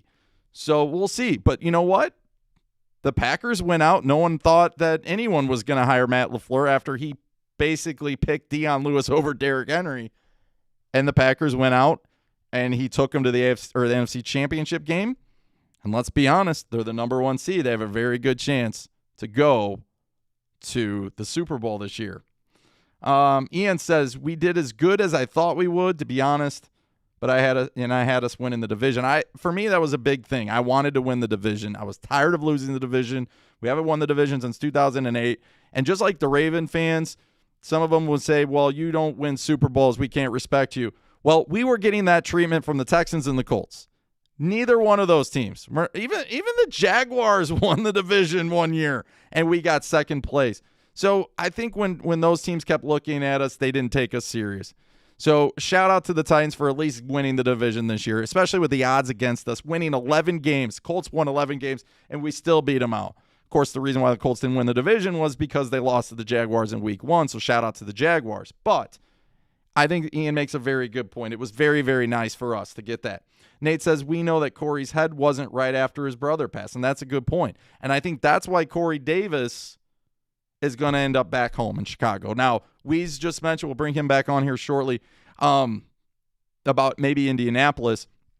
But again, Indianapolis, Chicago is not that far away. And I know Nashville and Chicago is about, almost 9 hours, 8.5. But the bottom line is Corey Davis, I don't think is happy in this offense.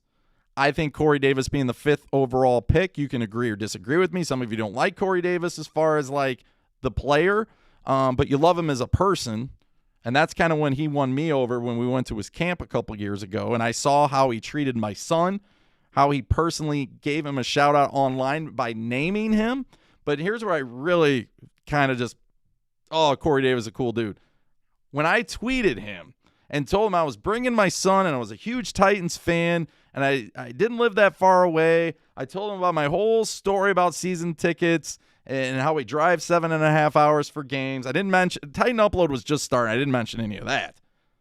But here's the thing. He didn't message me back. He didn't like it. He didn't say anything. And then a month afterwards, we go to the camp, and I'm in line. And I was like, hey, Corey, what's going on? Me and my son are huge fans. You know, we're season ticket holders. And he looks at me and he goes, did you tweet at me? And I'm like, yeah. But for him to acknowledge that, to remember it, and then soon enough, I shared like a couple photos of my son, and then he did retweet it. He commented on it. He named my son. He's like, Houston, good luck, all those kind of things. That's why I love some of these guys. You know, A.J. Brown does that, I think. Kevin Byard shouted out my son one time.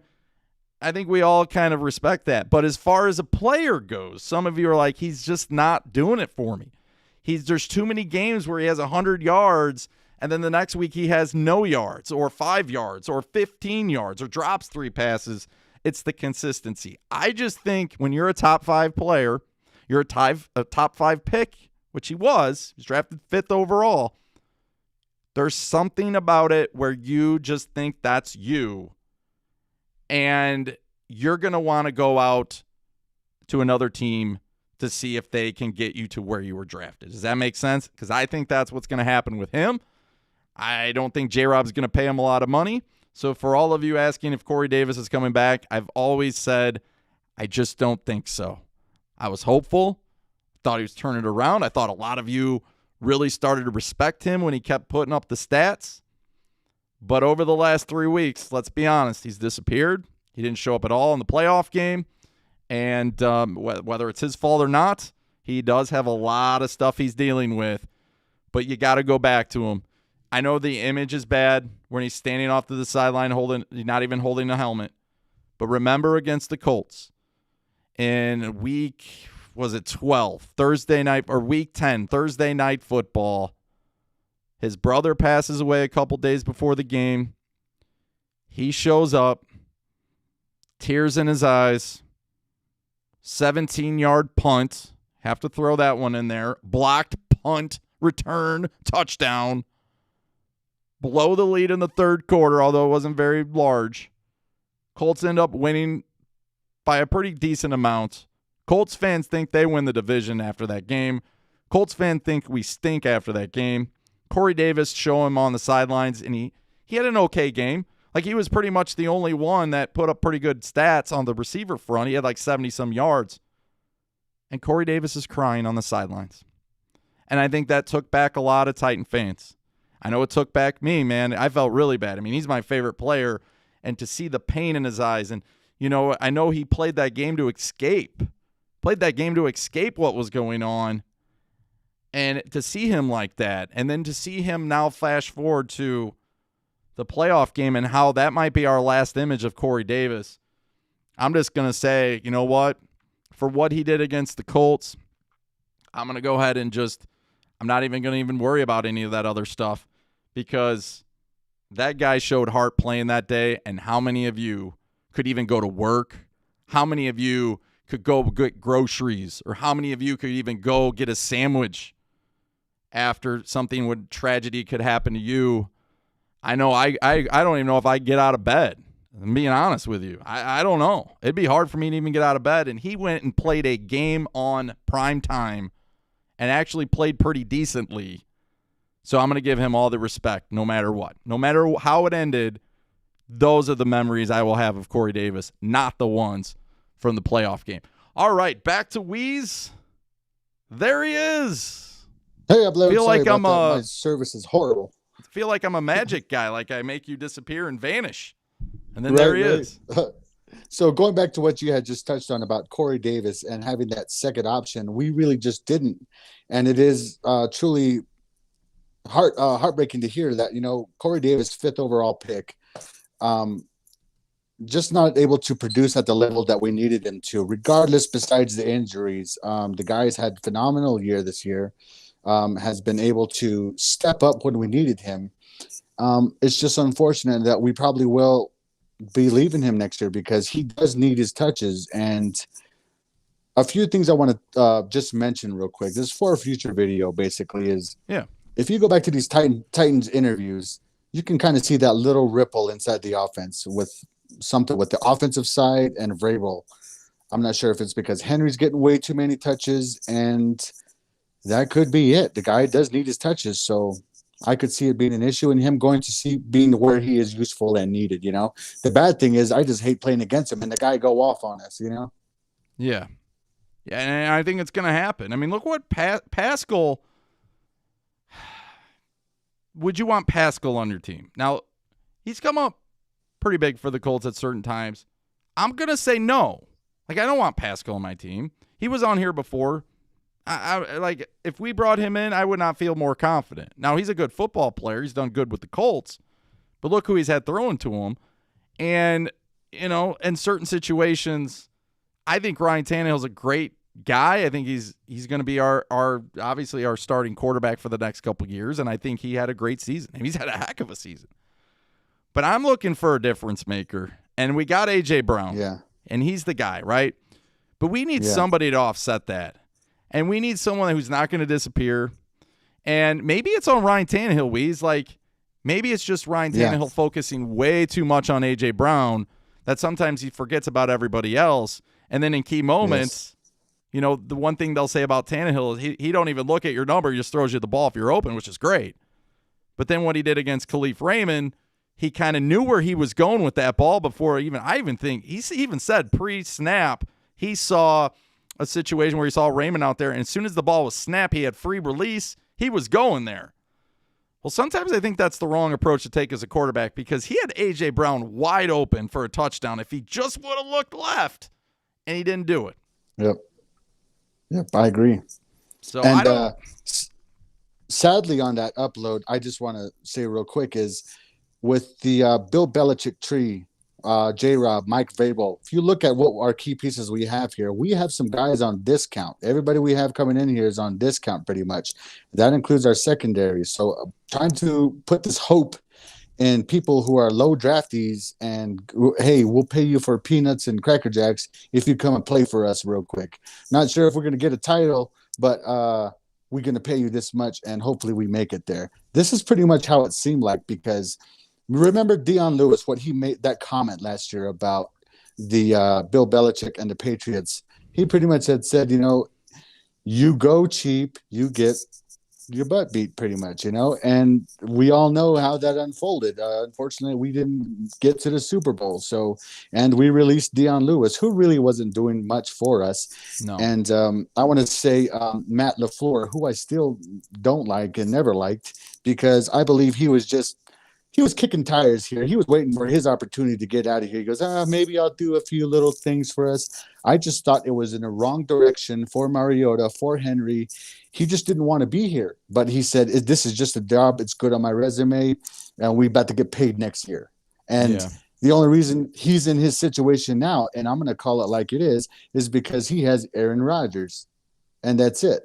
You can tell LaFleur leans more towards Aaron Rodgers. Look at his first year, Matt LaFleur, how much headbutting he was doing with Aaron Rodgers. And then he finally realized, Aaron Rodgers has a higher IQ than I do. I should listen to this guy because he sees more than the field than I have.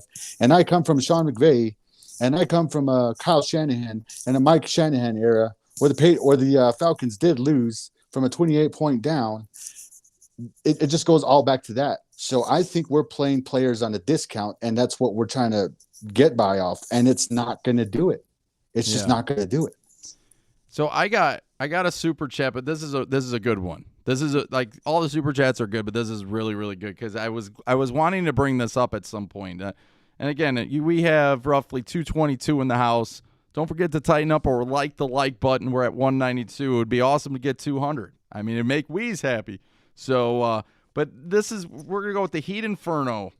And he says this. He says, serious question. Texans are failing Watson. But he says, are the Titans at risk of wasting Derrick Henry to get the ring? And this is a good point because I wanted to bring this up at some point today. But if you think about it, when I went off on a little tangent about whether it's a failure or a success, because that's kind of like the overall theme for the show tonight. And we've kind of, we both shared, that's great to be AFC champs, South champs. It's great to win 11 games. It's great to have a 2,000-yard rusher, all those kind of things. But the question I ask, are we better now than we were last year when we got beat by the Chiefs? And I honestly don't think we are, because we have too many holes to fill at this point, and we've lost a lot of depth. We lost a lot of depth last year. Remember, we lost the LaShawn Sims, who was an okay role player. We lost the Tajay Sharp. Casey was gone. Woodyard, he didn't retire, but they didn't bring him back. Logan Ryan left. A lot of these guys, Delaney Walker, yeah, he didn't play very much, in that one season, but he was still a leader on the offense, and nobody did pick him up. But, I really like how Heat Inferno brings this up. Thanks again for the super chat, man. Derrick Henry's not going to be able to rush for 2,000 yards every year. Derrick Henry, at some point, getting almost 400 carries a season is going to get that tread worn out. He's been a 2,000-yard rusher in high school. He's been a 2,000-yard rusher in a season again in Alabama, and he's been the only one to do it in the NFL all three phases: high school, college, pros. The guy had what? I want to say 40-some carries, 44, 45 carries against LSU when he was at Alabama in one game. We saw what he did last year in the playoffs, right? I mean, he just tore up the Ravens. He did awesome against the Patriots, not so well against the Chiefs. But I guess my point is this: how many more years are we going to get this from Derrick Henry? What's the window look like? I thought we had a 4-year window. Years 1 through 3 didn't have a lot of tread on the tires because they went with Deion Lewis. They went with DeMarco Murray. But this is a good question to ask, because you got Tannehill for the next 3 years. You got Henry for the next 3 years. Is the window 3 years? Or could the window quite possibly be maybe now only 2 years because of what you're going to get out of Henry? I was actually thinking about this long and hard earlier today. And that's the one thing that kept coming across my mind was, we have a prime Derrick Henry right now. We wasted maybe a year or two on his contract. He's here for 4. We have 2 solid years. And why I say this is because of his workload. You can look at the Green Bay and the Jags game, how Henry was hitting the gaps. Little, I wouldn't say timid, but he seemed to be a little bit more cautious. I mean, the guy's banged up. We've been having to rely on him the entire time. And I was just talking with Mario about this the other day after the game, was that we relied so much on Henry this year that we, across the board, our offense was saying this entire answer. And I was oblivious to it because I was so hopeful of our defense stepping up. Adoree coming back, hopefully filling those gaps. Christian filling those gaps. But I really had to look at this on the offensive side. Derrick Henry has carried the ball more than an average, 24, 26 times. And our entire offense has carried our defense this entire time. All of our games were really close, and it shouldn't have been that way. We should have lost a few of those, but we were bailed out by our offense and by Derrick Henry. So Derrick has a phenomenal 2,000-plus season, and he just looked worn.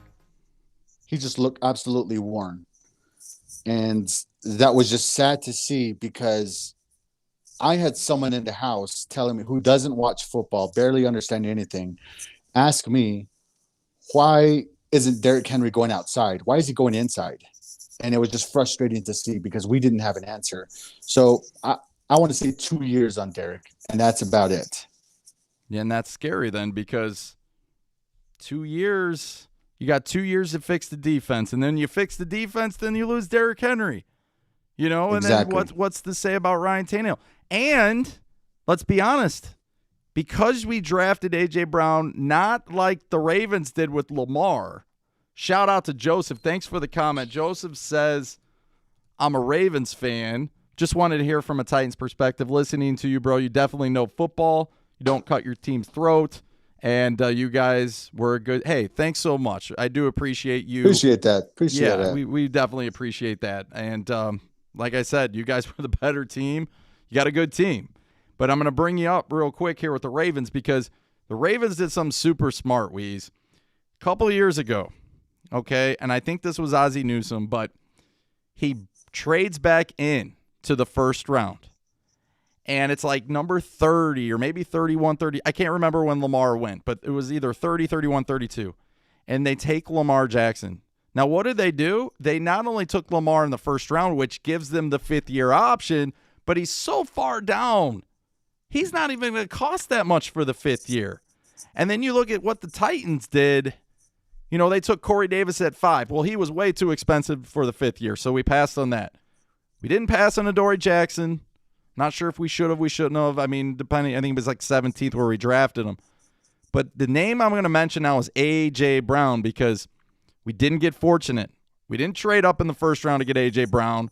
Took him in the second round, which means you only get 4 years of A.J. Brown, right?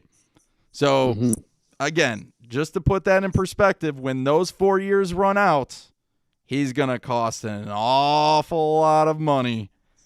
And that's exactly it. And that's just going to, again, eat up more cap.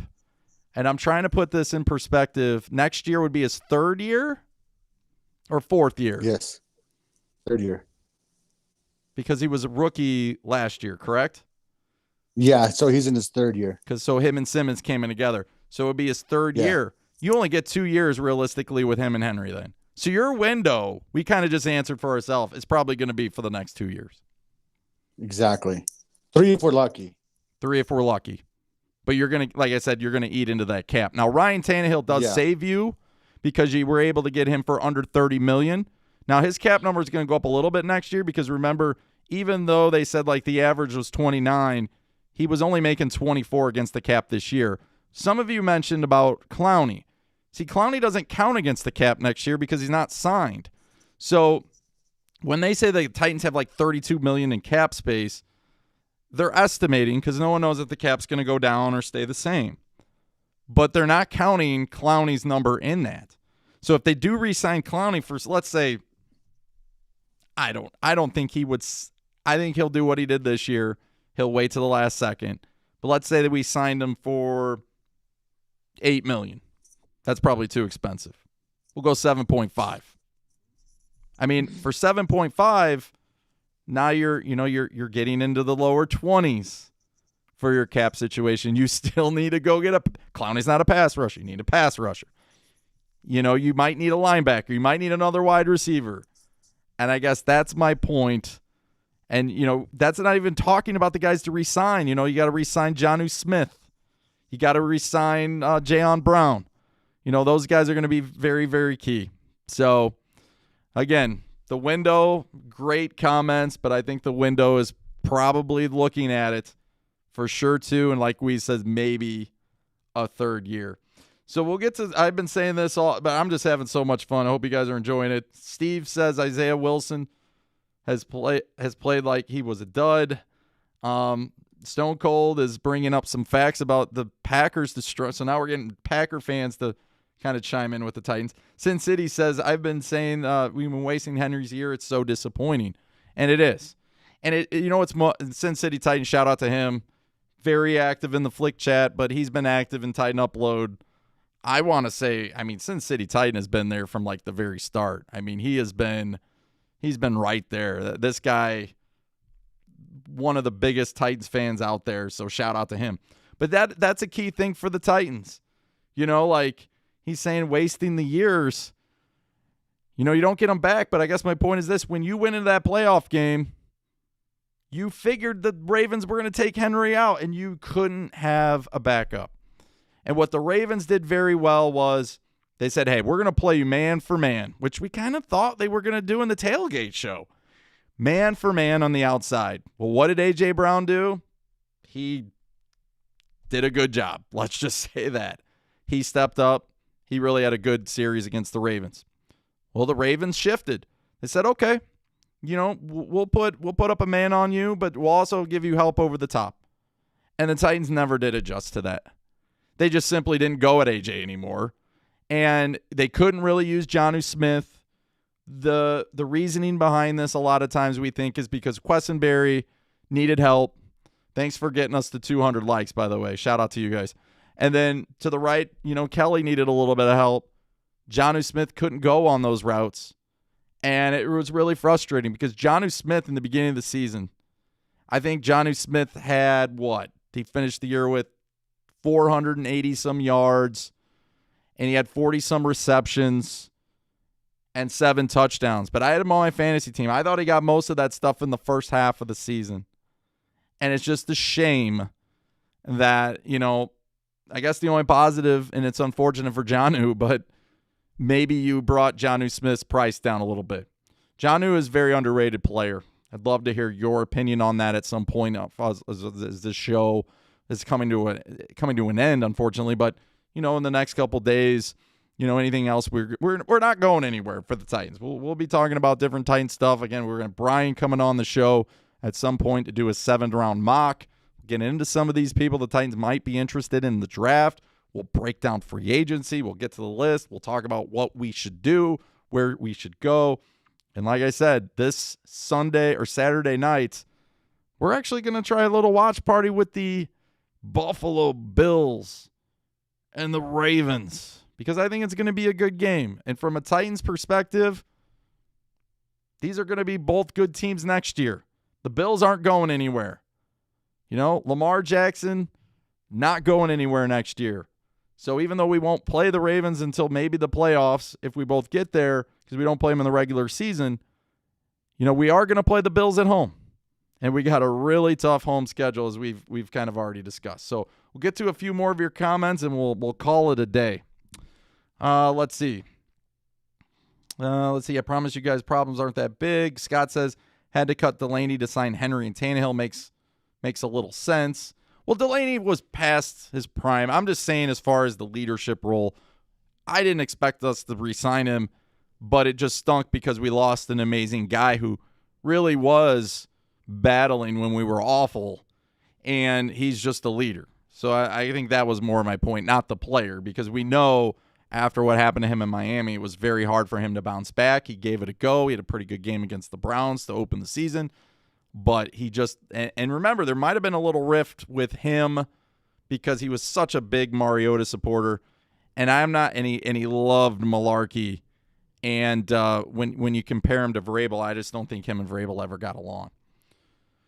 Stone Cold says he wants to see the Titans be great, break the bank with players for one-year contracts to get the Titans a Super Bowl ring. It would be nice if some players would want to come here. But, again, I make this point, and I kind of go back to it and forth, like – when the trade deadline came, you knew you needed help in pass rush. You kept dressing 3 pass rushers every week. You were playing Landry 90, as Ken Moore says, 95% of the snaps.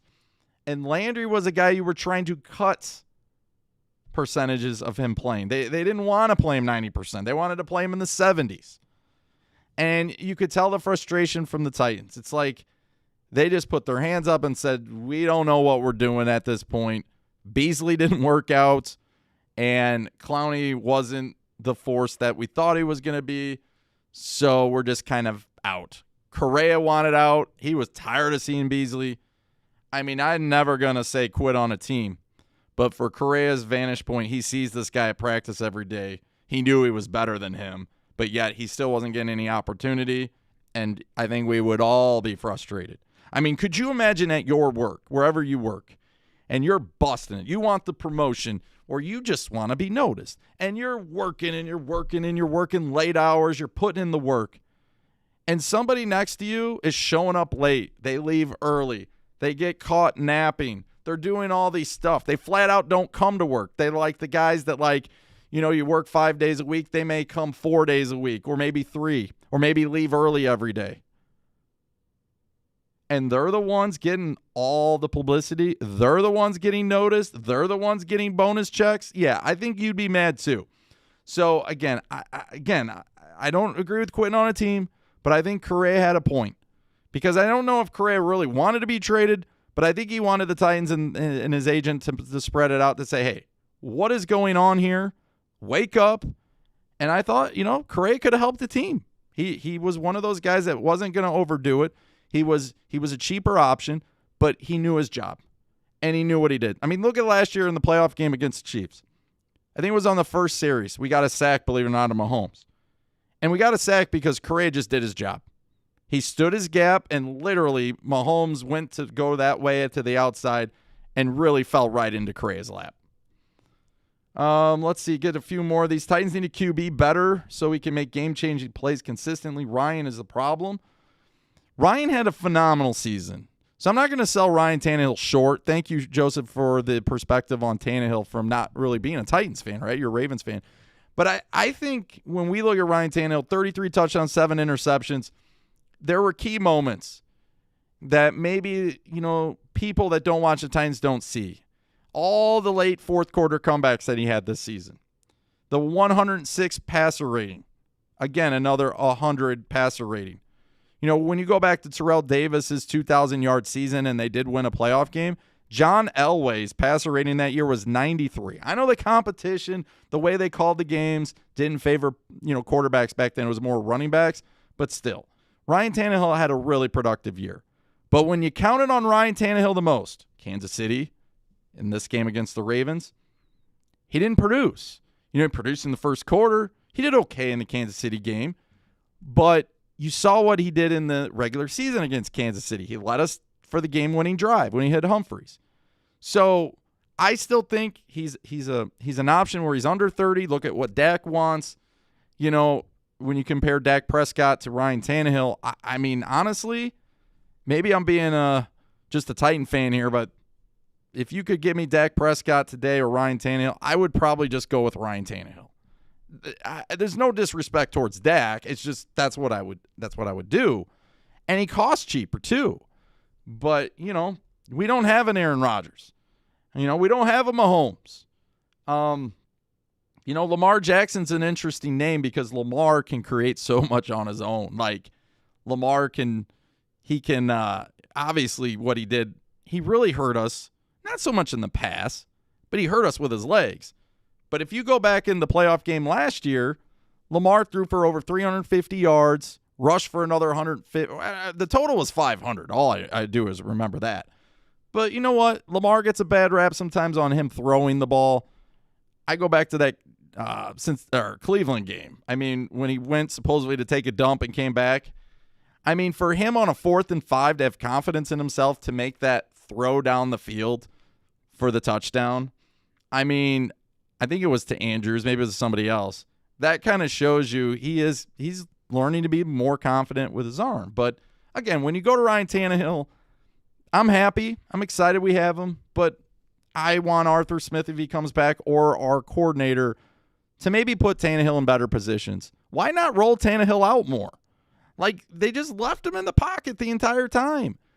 Get him out on the edge. He is athletic. He could have ran for a couple first downs. Where's that fake dive to Henry and Tannehill take off, as we mentioned earlier in the show? And Stone Cold says a good point. You can't just go into every game expecting Henry to win every game for you. It's just, this is what happens to you. The backyard dog. What's going on, backyard dog? So I'm just going to be real, Henry or not. We as a team are leaning too much on the offense. Defense wins championships. And I heard that from a lot of fans this year. Titan upload, man. Your defense is too bad. That's what the Colts fans said a lot to me. They're like, your defense is too bad. You're not going to do anything. Well, at the end of the day, it wasn't our defense is the reason why we lost. You know what I mean? Johnny Walker completely right on Henry and Tannehill. Joseph says 2K took 3 years from his career. I mean, it depends on the amount of carries.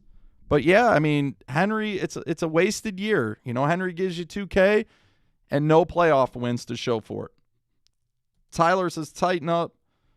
Johnny Walker says Tannehill's been fantastic. Kiki says 32, by the way. But I think we need to draft a quarterback to sit behind for the next few years.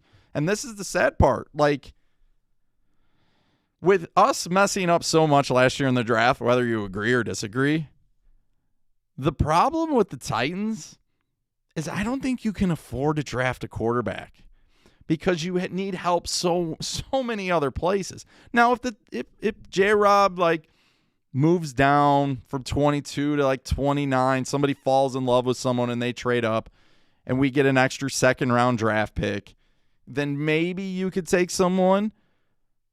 But the problem with the Titans, and I don't know if you agree or disagree with me, everybody, but I'm tired of taking 6th and 7th round quarterbacks. It's like we took Luke Folk.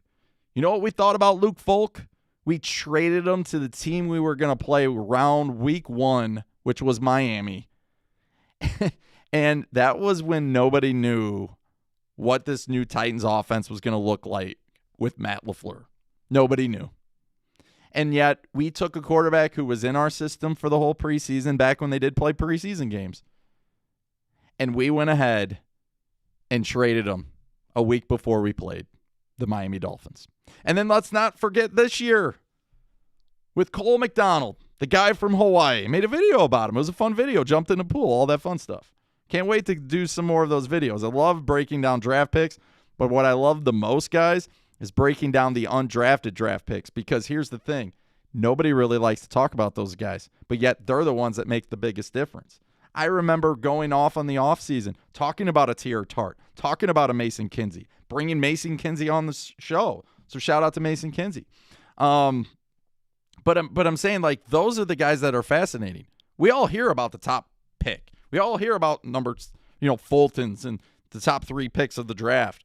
We don't hear much about the undrafted guys, and sometimes those guys are the ones that make the biggest difference. Look at Borders this year. Before he got hurt, he was playing okay. I mean, he had a terrible last game he played, but for the most part, for being undrafted, he was our number 2 corner at some point. So, again, the drafting a quarterback, no more 6th and 7th rounders. If you're going to take a real one, it's probably going to come in the next couple years. I would say maybe not this draft, maybe not even next draft, but when Tannehill's got maybe a year left, or maybe when he has 2 years left, so maybe even next year. But I just don't think you can afford to do it right now. All right, I saw somebody with a super chat down here. I'll get to that real quick. It's from Dylan. So Dylan Capone says, Ravens fan here, just found you. The logo stuff is what it is. I'm not the biggest fan either. Do you believe you'd benefit more from another running back for Henry, like the Ravens do with Dobbins and Edwards? Again, Dylan, thanks so much for being here. Hopefully you subscribe to the channel, man. But thank you so much for the super chat. But yeah, let's talk about this. So what we did, and I like your game plan too, because let's be honest, like, you were missing, and I don't know what's going on with the former Alabama running back yourself, which, kind of started this whole thing last year with why Tajay Sharp went off after the game and introduced Derrick Henry with the big trust thing. But, you got a lot of running backs that you're definitely counting on. And you got Lamar Jackson. He's a quarterback, but he's very dynamic what he can do in the offense too. So you really have to play a great game against the Ravens to take away all those running lanes. And that's why we kind of like the matchup, because the Titans, and I agree with the Titans, and I think a lot of the Titan fans would agree with me. If it was going to be against the pass or the rush, the Titans would rather take the chances against a good running team. And that's why I think we were able to beat you in Week 11, even though I know 2 guys were out. And I think that's why we matched up with you pretty good last year. But we have Evans. Darrington Evans is supposed to be the 1-2 punch with Derrick Henry, and maybe Derrick Henry takes a little bit away, or Evans takes a little bit away. But the problem with Evans was he was hurt all year, and he had a hamstring. And McNichols isn't a guy that you're going to go and give 15 carries to. Now, one thing I'm interested in, and I know Ken Moore's a fan, is why they just gave up on Foreman. Like, when Foreman was out there, Foreman's a bigger guy. He's not as obviously as big as Derrick Henry, but he's way bigger than McNichols and Evans, and he was doing pretty good. So if Derrick Henry anything happened to him, Foreman would have matched more of the identity of what the Titans were trying to do, not McNichols. So at the end of the day, hey, Dylan, thanks again for the super chat, but the dynamic running, even look at the Browns, right, Dylan? I mean, look what the Browns are able to do. Not only with Hunt, right, is a nice backup role player, but, Chubb is pretty good too. They have a really good rush attack too, Could you imagine putting Lamar Jackson with those guys? So we'll see what happens. But again, thanks again for the super chat. Yes, Rashid says exactly one bootleg. It was the first play of the game for Tannehill, and he looked slow as all get out. Remember, Judon caught him pretty much right away. He got 5 yards. I made a point. If you don't believe me, go back and watch the first 5 minutes of the game. I made a point right away when it happened. I said, something looks interesting with Tannehill. It's either he was hesitant or he's not himself running the football. And I don't know about you guys, other than the QB sneak, it just seemed like he didn't want anything to do with running that football that day. I don't know if it was too cold for him. I don't know if he was told not to run, but definitely wasn't himself when it comes to that. And usually Tannehill keeps that thing every time. When he fakes the Henry, he wasn't going to do it this game. Voodoo Ranger says 2,000-yard running back and the Titans can't even get out of the first round, and I'm the drunk guy. It was not a good matchup as far as Henry against the Ravens. I mean, last year it was a very good matchup because Henry went off for 195. It was a good matchup in Week 11 because Henry went off for 133 with the big run in overtime.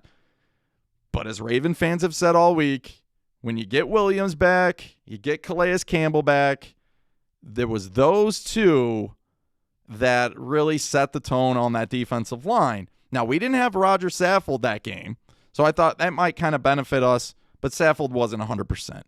And just like most of you that watch the game and you're realistic, you know that the Ravens, from the beginning of the game, even when the Titans were moving the ball to the end, the Ravens controlled the line of scrimmage with their defensive line. It is what it is. They push us back every time. That's why it was so hard for us to get anything after the second quarter, or in the second quarter to third to the fourth. And that's why I always kept saying it seems like we're down more than just 7 points, because it was so hard for our offense to move the ball. And then when we started to move it a little bit, Vrabel punts on 4th and 2. Oh, my goodness. That play with Tanny hit Henry up the middle. Plays like that are more that we need. And the thing, too, I'm not sure what specific play you're talking about, but thanks for the comment. There was a play in the game where Tennessee was moving the ball in the fourth quarter, and Derrick Henry gets an 8-yard run. And that's what set up why I'm really disappointed in Arthur Smith. It was 2nd and 2 for the Titans, and it was on the 40-yard line. They threw a deep shot to A.J. Brown, and it went 5 yards out of bounds.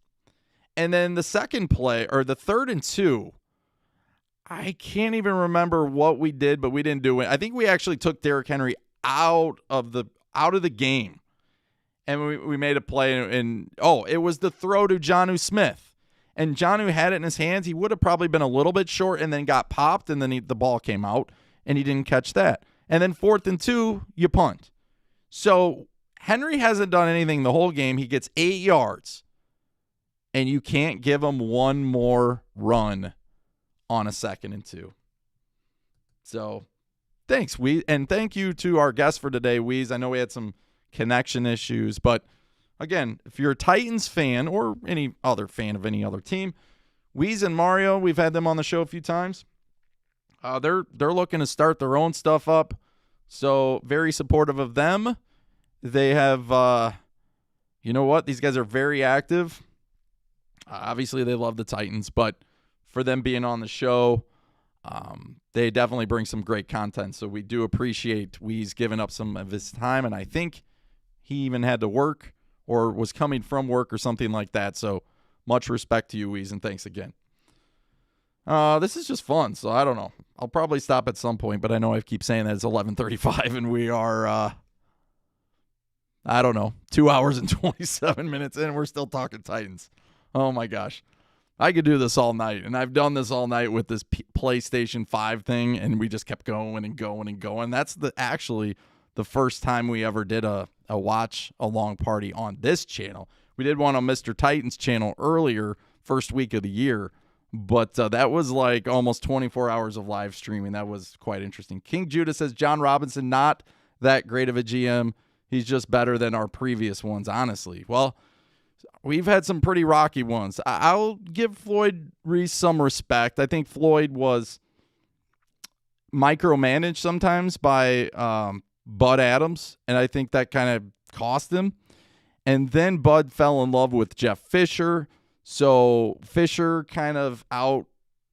You never want your head coach to being a push come to shove and the owners agreeing with the head coach over the GM. It's just not a good thing. And eventually Floyd was the first one out. And then we know the next one out was both was Fisher and then Vince Young, or was it Vince Young then Fisher? They all were out eventually. So, and as far as changing the culture, he has. John Robinson, for us to get on him, I think the guy, and this really hurt me too, because Colin Cowherd went off on a tangent the other day when the Texans hired someone within the Patriots, and he said, all these Patriot guys don't work out. And he actually threw John Robinson on there and said the guy just doesn't flat out know how to draft defense. And I wanted to go off on Colin Cowherd because he's just very uneducated when it comes to less popular teams. Like, the guy, he doesn't know anything about the Titans. And he can run his mouth all day of the week, but he doesn't. And then when the Titans start winning, then he starts to kind of pay attention. But as soon as they lose, he's off the wagon, and then he does his own thing. And then he goes back to ripping us. But that take is not very good, because here's why that take sucks. John Robinson has had 5 straight winning seasons, if I'm not wrong. 4 of 9-7 and 1 of 5, or 1 and 11 and 5. He's won an AFC. He got to the AFC Championship game. He has made. He won the division this year. Now, his draft was not good. His free agency period failed for him miserably, and now he has more work to do. He's a great guy. He's a Tennessee born, I believe, Tennessee raised. His family. Shout out to his family.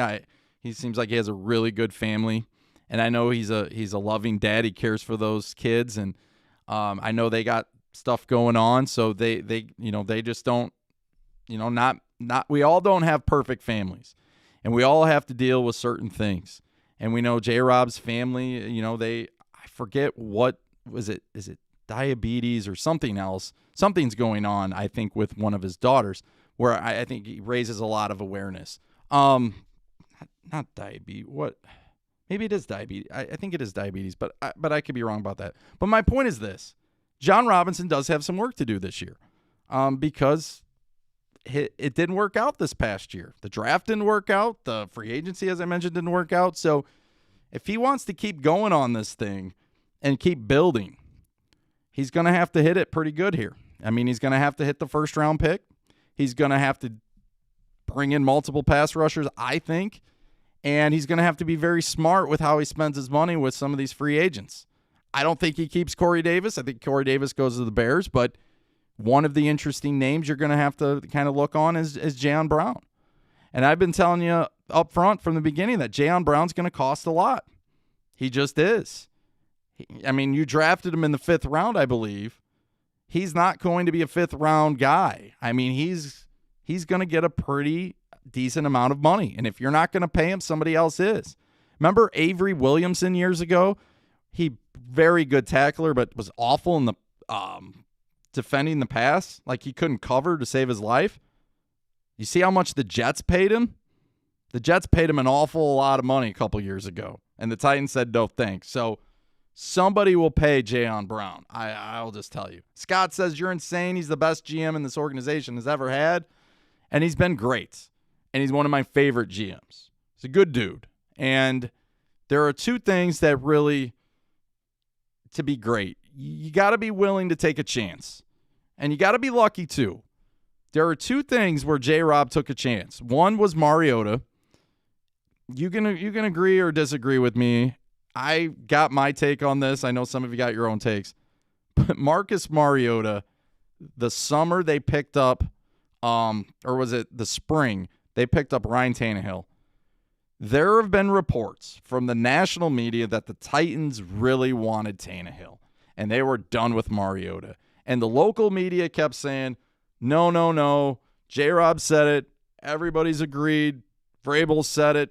They are going to give Mariota every chance. Tannehill's only coming in a backup. They had Ryan Tannehill get on the record and say it as well. But the reports were maybe that wasn't true, because Amy Adams was not on board. And if you remember anything, and I've been on a tailspin for this, Amy Adams loved 2 Titans more than anybody. The first one was Mike Mularkey. She loved him. She adored him. She adored him so much that all these GMs who came in that wanted the Titans job, John Robinson was the only one to look her in the eye and said, yes, I will hire Mike Mularkey. And I believe that's probably why he got the job, believe it or not. All the other guys, I'm not sure if Ballard was a part of that, but all the other guys who came in for that GM job, apparently, I want to say 4 of them said no to Mularkey. Then they hired Mularkey. And a lot of us weren't happy about that because they didn't go out and try any, but Doug Marrone came in for an interview. None of us wanted him. The Lions coach who used to coach the Colts for a little bit. They brought him in. They didn't give him a chance either. And we were hoping they'd come out with some other name. They didn't do it. And they hired Mularkey. The second person she was absolutely adored, probably even more than Mularkey, was Mariota. And she wanted to give Mariota every chance. And J-Rob took Mularkey away from her, and he was going to take Mariota away from her. And if you think about it, you go back and look. Week 6 against Denver, Mariota throws his first pick of the season. Comes out after halftime. He throws one more pick. Mariota played awful that game. Threw another pick. Mariota's not only benched for the game, but he's benched forever.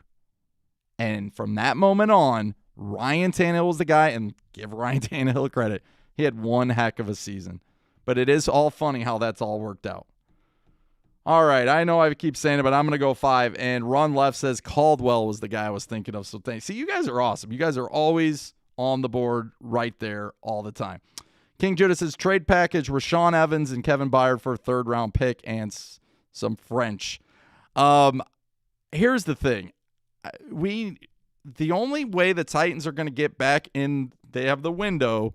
They get Lawan back. Somebody just mentioned that. But the thing we need the most, yes, we need pass rushers. Yes, we're going to need another wide receiver, maybe a tight end, maybe a linebacker. The thing the Titans are going to need the most, guys, is they're going to need their stars to be stars. Derrick Henry's got to continue to be a star. Ryan Tannehill, A.J. Brown, Taylor Lewan, and that includes Kevin Byard, and that also includes Rashawn Evans. Because if these guys, Evans and Byard, continue to go on the path they're going on as they did this season, we are in trouble. We can't afford to replace another safety. I mean, we might be okay with replacing Vaccaro for Hooker. We can't replace Byard as well. And then the other thing is, if you get rid of Evans and Evans isn't the guy, well, now you got to replace Evans and possibly Jayon Brown. So you're not going to be able to replace every single one of these guys. And you just got to hope, okay? And if you're religious, you got to pray that Byard and Evans get back to where they were when we ended last season, because they both took a major step back this season. We're in the Super Bowl, playing in the Super Bowl, and I mean, that almost happened.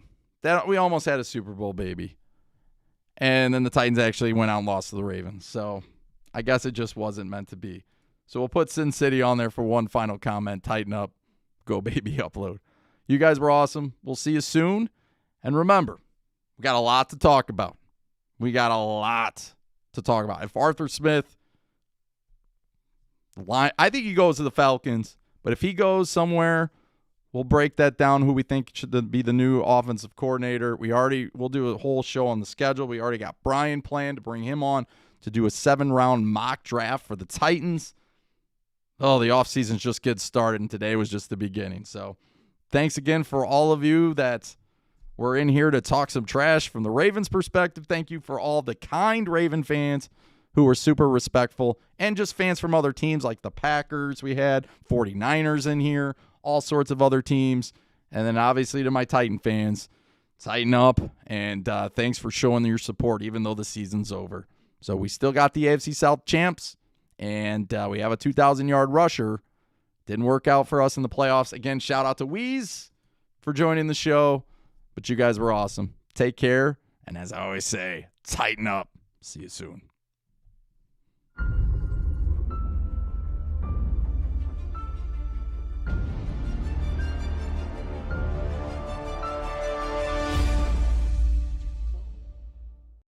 I'm Titan Upload, and you're watching Fan to Fan Network, the voice that fans deserve.